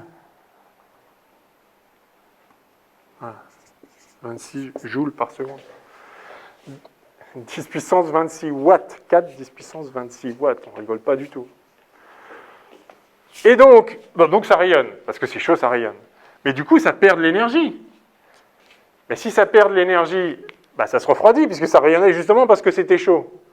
Mais si ça se refroidit, bah, la pression diminue. Et si la pression diminue, il n'y a plus assez pour lutter contre la gravitation, et donc ça se comprime. Mais vous me direz, du coup, ça, finalement, c'est stable, en fait, parce que du coup, ça se comprime, et du coup, ça récupère l'énergie, puisqu'on récupère la force gravitationnelle, l'énergie potentielle gravitationnelle. Donc, en fait, ça va se contracter exactement d'autant pour récupérer, ça va se contracter de juste ce qu'il faut pour compenser les pertes par rayonnement. Et donc, pendant un moment, à la fin du 19e siècle, on s'est dit, bah, en fait, c'est ça la source d'énergie du Soleil. Il est en train de se contracter, il récupère son énergie potentielle gravitationnelle, il la rayonne, et comme il la rayonne, il se contracte encore plus, mais du coup, ça libère justement l'énergie qui vient de rayonner, et donc ça marche en fait. Sauf qu'on peut faire le calcul, on peut compter, ok, compte tenu de la taille du Soleil et de sa masse, qui sont connus à l'époque, regardons, parce que c'est un calcul simple, hein, vous voyez, l'énergie potentielle gravitationnelle récupérée, c'est facile, hein, le potentiel gravitationnel, c'est ça. Hein. Enfin, je prenais voilà. Vous connaissez l'énergie potentielle, vous savez combien est rayonné, puisqu'il suffit de regarder la température du Soleil, on sait à quelle distance il est, on connaît la taille de sa surface, on sait exactement combien il émet, et on peut regarder, ok, au bout de combien de temps ça va s'arrêter ce truc. Parce qu'à un moment, une fois qu'on est... à un moment, ça s'arrête. Et quand on fait le calcul, on trouve quelques millions d'années. Et donc là, là on se dit, bon, bah, ok, le Soleil a quelques millions d'années.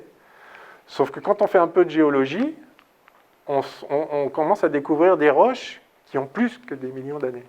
Et là, on se dit, non, donc c'est pas possible, en fait. Non, c'est pas possible. En fait, le Soleil, il a 4,5 milliards d'années, comme la Terre. Donc quand on commence à s'apercevoir que la Terre est beaucoup plus vieille que la durée de vie supposée du Soleil, si c'est ça la source d'énergie, on se dit, bon, bah, c'est pas ça la source d'énergie, mais alors c'est quoi? Évidemment, à la fin du 19e siècle, l'énergie nucléaire, c'est pas connu. Mais dès qu'on découvre l'énergie nucléaire, qu'on comprend qu'il y a de l'énergie dans les atomes, c'est Jean Perrin qui, en, je crois, 1921, qui le premier émet l'hypothèse qu'en fait, ça doit être ça, la source d'énergie du Soleil. Après, ça a été... D'autres gens ont travaillé dessus. Enfin, assez rapidement, c'est assez naturel qu'à partir du moment où on découvre l'énergie nucléaire, on se dit, ah, ben là, il y a quand même une source, il y a quand même moyen. Et de fait, ce qui se passe, c'est effectivement ça, c'est qu'en fait, vous avez des réactions nucléaires qui en fait, en permanence, compensent la perte d'énergie par rayonnement, ça en produit exactement autant. Et donc, il n'y a pas besoin de contracter le Soleil, et le Soleil ne se contracte pas. Et ça, en fait, ce qui est extraordinaire, c'est que ça, c'est un mécanisme extraordinairement simple. C'est simple aussi, je voulais dire extraordinairement stable, parce que c'est autorégulé. Je pourrais peut-être le rajouter ici. Un réacteur thermonucléaire à confinement gravitationnel autorégulé. Alors voyons comment c'est régulé. Et là, vous allez comprendre le secret des étoiles. Le secret de la stabilité.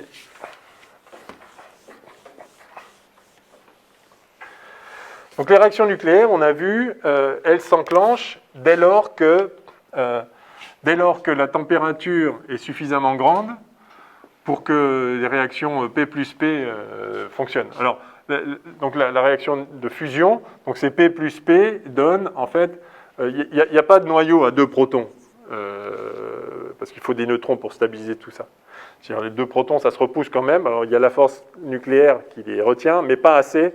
Donc c'est pour ça qu'il faut qu'un proton se transforme en neutron, parce que là, du coup, il y a une bonne cohésion. Après, c'est pareil, hein, si vous mettez 2 protons, par exemple, si vous faites de l'hélium, c'est 2 protons. C'est pareil, 2 protons, donc ça ne marche pas. Et si vous mettez un neutron, ça marche à peu près. Ça fait un noyau stable, c'est de l'hélium 3. Et si vous mettez 2 neutrons, ça c'est beaucoup mieux. Ça fait de l'hélium 4. Et ça, c'est beaucoup plus stable. Bref. Donc, vous faites fusionner un proton plus un proton, ça vous donne un noyau, ce qu'on appelle de deutérium, c'est-à-dire c'est H avec un proton et 2 neutrons. Vous connaissez ces notations là? Donc ça, c'est ce qu'on appelle le deutérium. Alors, pour conserver tout ce qui doit se conserver, évidemment, en fait, sous-jacent, ce qui s'est passé, c'est qu'il y a un proton qui s'est transformé en neutron là-dedans, et donc, évidemment, il a émis un anti-électron. Et puis, pour contrebalancer le fait qu'il y a de l'électron là, il y a de l'anti-électron là, il faut émettre un neutrino. Bon, soit. Donc voilà la réaction qui se passe. Si la température est suffisamment grande. Si la température n'est pas suffisamment grande, de deux choses une, soit il y a une autre pression, genre la cohésion de la roche, ou etc., qui fait que ça maintient l'équilibre, et bon, donc on n'en parle plus, ça s'appelle une planète. Soit il n'y a pas assez de pression pour empêcher, et du coup, ça va continuer à se contracter, et donc la température va augmenter, jusqu'à ce que ce soit possible. Donc au bout du compte, soit on a un truc stable qui tient par lui-même, soit ça va finir par allumer les réactions nucléaires. Et ça dépend que d'une chose, la masse. La masse du gros machin qui est là. Si sa masse n'est pas suffisamment grande pour casser, enfin pour empêcher la pression standard de s'établir, bah voilà. Et si la masse est trop grande, eh ben, il va falloir allumer les réactions nucléaires. Sinon, ça s'effondrera et donc ça va s'allumer quand même. Donc dans tous les cas, c'est juste, il y a un paramètre, c'est la masse.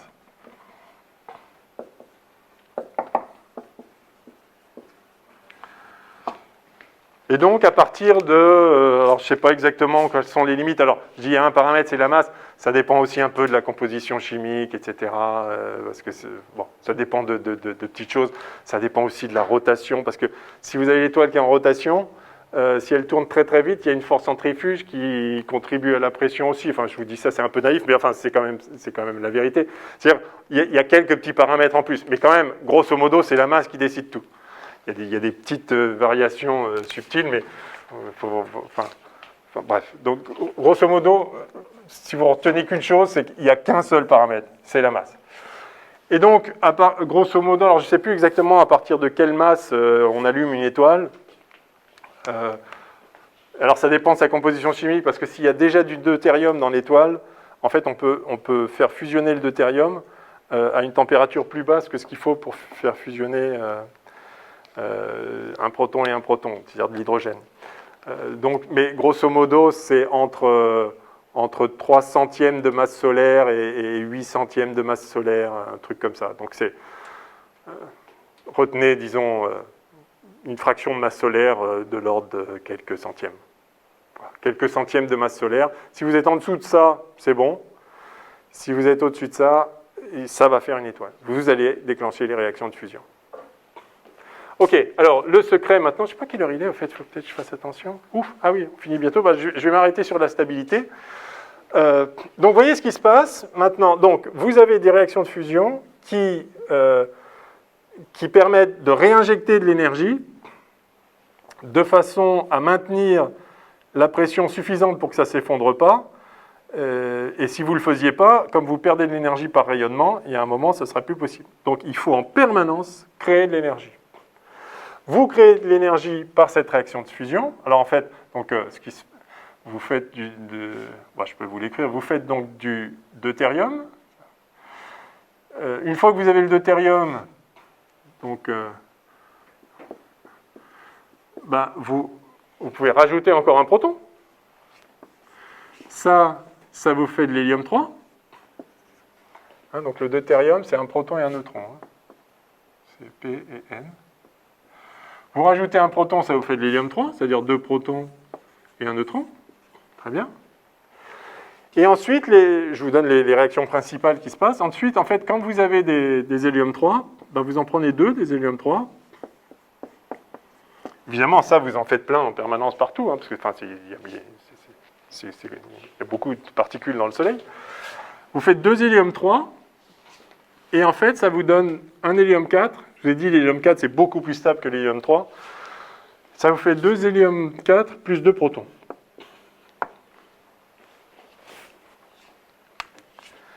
Ah, c'est-à-dire, on pourrait se dire que ça va faire 6. Mais en fait, quand vous avez P, N, N, N, Quand vous avez ça, en fait, l'hélium 4, c'est tellement bien, 2 protons, 2 neutrons, d'un point de vue nucléaire, c'est optimal. Donc, en fait, vous avez, voilà, vous gardez ça. Donc, ça se sépare, c'est-à-dire ça fait un noyau bien stable, puis les autres, ils sont éjectés. D'autant qu'il y a de l'énergie, et à chaque fois, ça libère de l'énergie, la fusion, hein, c'est fait pour. Donc en fait, ils ne demandent qu'à ça, à se barrer, hein, ceux-là. Alors ça vous fait un proton et un neutron, puis le neutron, du coup, comme un neutron tout seul, ça, c'est pas stable, il finit par faire un proton, et donc il se passe ça. Ou si vous voulez, vous éjectez deux protons, puis il y a un proton qui se transforme en neutron à l'intérieur, enfin un neutron qui se transforme en proton. Le bilan, c'est ça, mais évidemment, pour conserver ici ce qu'il faut, il a fallu éjecter un électron. Et puis du coup un antineutrino. Bon. Donc le bilan, c'est que vous avez fait, vous avez fait ça plus ça, vous l'avez fait 2 fois ça, pour avoir 2 hélium 3, et à la fin vous faites ça. Donc vous voyez que le bilan, c'est que vous avez pris, le bilan c'est simple, c'est que vous avez 4 protons, qui donnent de l'hélium 4. Plus de l'énergie. Plus, alors vous voyez qu'au passage vous avez créé un E+ ici, mais là vous créez un électron. Et ils vont finir par s'annihiler ceux-là. Le positon et l'électron, tchoc, et ça vous récupère encore de l'énergie, ça. Ça annihile en photons. Donc au bout du compte, vous injectez de l'énergie sous forme de photons là-dedans, et il y a de l'énergie, donc ça augmente la pression, ça augmente la température, ou ça maintient la température, et ça augmente la pression, etc. Donc je ne rentre pas dans les détails, plus des neutrinos ici. Et alors ça, ce qui est remarquable, c'est que ces neutrinos, on les voit.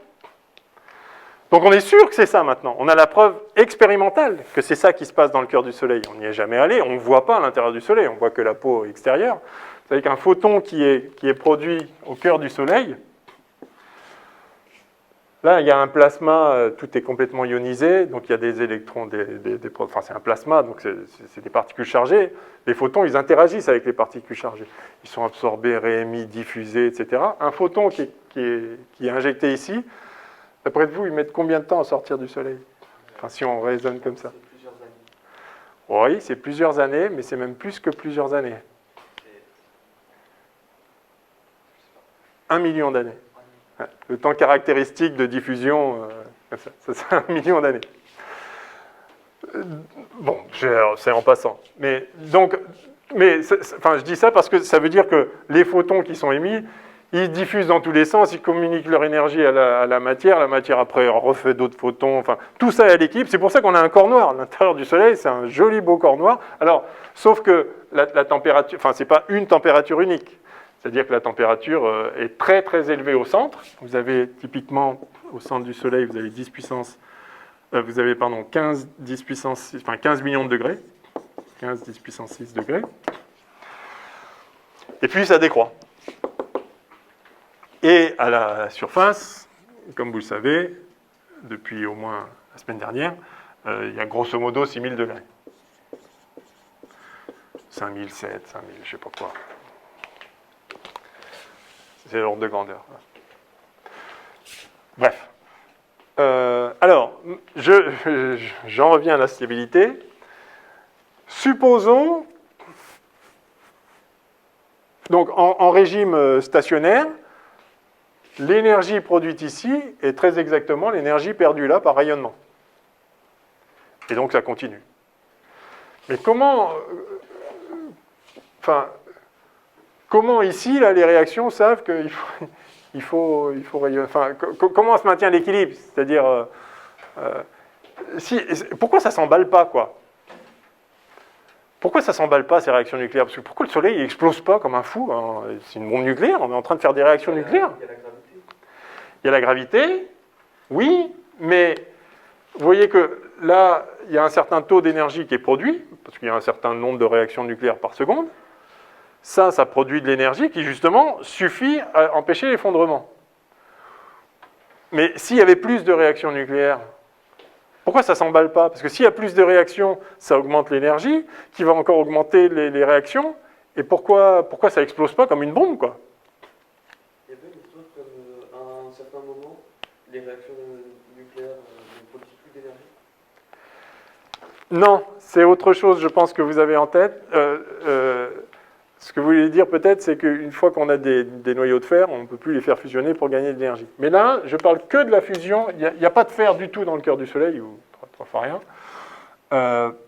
Il y a de l'hydrogène, c'est-à-dire des protons, puisque c'est ionisé.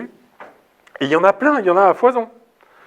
Il y en a à foison, et donc, qu'est-ce qui les empêche de faire quand on a fait la bombe H sur la Terre, c'est une bombe thermonucléaire, ça s'emballe, et ça explose, et c'est pas joli à voir. Oui. Je voulais dire tout à l'heure, parce que l'énergie n'est pas suffisante pour que tous les protons fusionnent, et il y a juste, comme vous avez dit, avec l'effet tunnel. Ouais. Donc il y a juste une portion, une proportion. Certes, mais justement, donc ça c'est parce qu'il n'y a pas assez d'énergie pour qu'ils fusionnent tous d'un coup, mais justement, comme ça crée de l'énergie. Ça devrait justement, à chaque fois qu'on en crée, ça devrait faciliter d'en créer encore plus, puis encore plus, et c'est comme ça qu'on fait une bombe. C'est-à-dire qu'à un moment, ça part, et c'est fichu, quoi. Alors pourquoi ça ne marche pas comme ça? Aussi, il y a beaucoup de matière autour du centre qui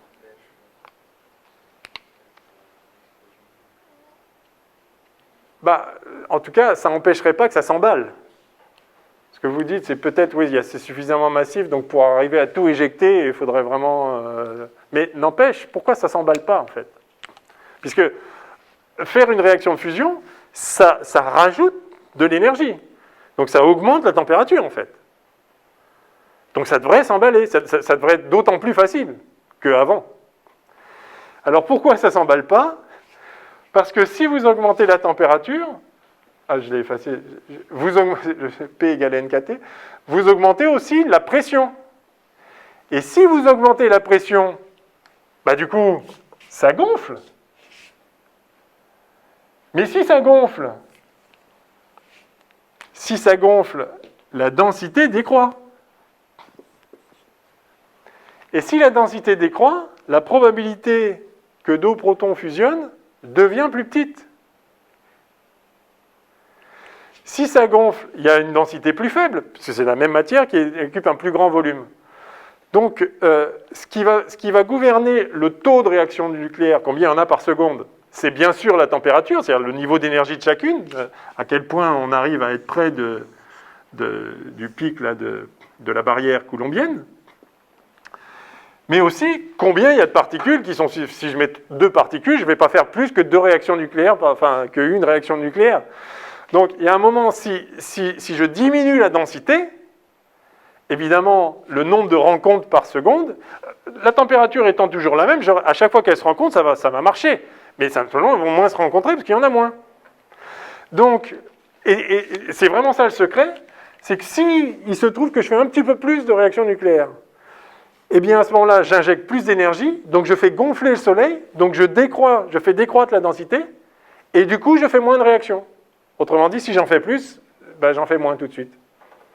Inversement, si, au hasard des fluctuations, je fais un peu moins de réactions nucléaires, du coup, je produis moins d'énergie. Donc, la pression va baisser. Et du coup, ça va se comprimer. Et du coup, il va y avoir plus de réactions. Et donc, ça maintient la stabilité. Si j'en fais un peu moins, en fait, ça se comprime, du coup, j'en fais ce qu'il faut. Et si j'en fais un peu plus, ça se dilate et oups, ça calme le jeu et donc l'équilibre se maintient. Voilà. C'est aussi simple que ça. Et c'est tellement bien ajusté parce qu'en fait, on peut montrer que le taux de réaction nucléaire, parce que justement, comme on est sur l'effet tunnel, là, on n'est pas tout à fait à l'énergie qu'il faut, mais ça marche quand même parce qu'on arrive à traverser avec une probabilité. Mais en fait, là, du coup, si on est un petit peu plus bas, la probabilité, elle décroît énormément. Et si on est un peu plus haut, la probabilité, elle augmente très vite. Donc, il suffit de changer un tout petit peu la température pour que le taux de réaction varie énormément. En fait, si on regarde, on est dans le taux de réaction. Alors, ça dépend des réactions, mais c'est typiquement de mémoire, je crois que c'est proportionnel à T puissance 10, la température puissance 10. C'est-à-dire si vous multipliez par 2 la température, mais justement, on ne fait pas ça. Vous faites 2 puissance 10, je ne sais pas combien c'est, 2 puissance 10, c'est 2, 4, 8, 16, 32, 64, 128, 256, c'est 1024. Oui, c'est ça, c'est 1024. Bref, donc, ce que vous voyez, c'est que ça réagit très très vite, en fait, à la température. au changement de température. Donc la régulation, elle est quasi parfaite. Et c'est pour ça que le Soleil, il émet toujours la même quantité de lumière. Alors, au fil des centaines de millions d'années, il y a une petite dérive, mais grosso modo, il y a 10 millions d'années, c'était pareil. Et dans 10 millions d'années, ce sera pareil. Et c'est pareil du jour au lendemain. C'est-à-dire, c'est pas « aujourd'hui, le soleil a émis un peu plus, il fait froid ». Non, enfin, il peut faire froid pour d'autres raisons, s'il y a des nuages, etc. Mais le soleil, il envoie toujours la même quantité. C'est ultra régulé. C'est vraiment ultra régulé. Ultra autorégulé. Ultra régulé. Et donc, c'est stable. Le soleil produit juste ce qu'il faut pour compenser ce qu'il perd en rayonnant. Et il rayonne quoi ? Il rayonne en fonction de sa température. Et sa température, elle est dictée par combien il produit d'énergie. Mais tout ça se tient, et il n'y a qu'un seul paramètre, c'est sa masse. Si une étoile était plus lourde, c'est l'heure, hein, je vais m'arrêter. Ouais. Juste, je dis ça, et je commenterai les autres plots la prochaine fois. Là, on a posé tous les ingrédients. Si le Soleil était plus lourd, c'est-à-dire il avait une masse plus grande, qu'est-ce qu'il faudrait ? Du coup, il faut plus de pression pour contrebalancer. Donc, il faut produire... Donc, il faut plus de pression, donc il faut plus de température, donc le Soleil serait plus chaud. Si le Soleil était plus chaud, il rayonnerait plus. On a vu que la puissance rayonnée, vous vous rappelez la dernière fois, c'est proportionnel à la température, puissance 4. Donc si la température était plus grande, oui, s'il était plus massif, il faudrait plus de pression pour le maintenir, donc il faudrait une température plus grande, donc il rayonnerait plus. Donc il faudrait compenser encore plus les pertes d'énergie, enfin, il y aurait plus d'énergie à compenser, donc il faudrait consommer du matériau nucléaire, il faudrait faire des fusions à un rythme plus élevé. Et donc, une étoile qui est plus massive va être plus chaude et va consommer beaucoup plus, va rayonner plus et va consommer beaucoup plus d'énergie. Enfin, va faire beaucoup plus de fusion. Et le bilan de ça, c'est un peu contre-intuitif, c'est qu'une étoile plus massive va vivre moins longtemps. Parce qu'elle a besoin de brûler son matériau beaucoup plus vite pour compenser les pertes plus grandes. En tout cas, donc je m'arrête là, on verra la suite la semaine prochaine. Je vous dis juste que c'est tellement stable que le Soleil, il a une durée de vie de 10 milliards d'années. C'est-à-dire que ça va faire ça pendant 10 milliards d'années. C'est juste stable, avec des micro-variations, y compris au bout d'un moment, une fois qu'on a fait beaucoup d'hélium, du coup, il y a moins d'hydrogène qui fusionne, puisque ça y est, il a déjà fusionné, donc il y a des petites variations. Mais grosso modo, c'est complètement régulé comme ça, par la gravitation et par le confinement. C'est confiné par la gravitation et c'est régulé par l'injection d'énergie. Et il y en a pour 10 milliards d'années comme ça. C'est beau. Bon, et bien à la semaine prochaine.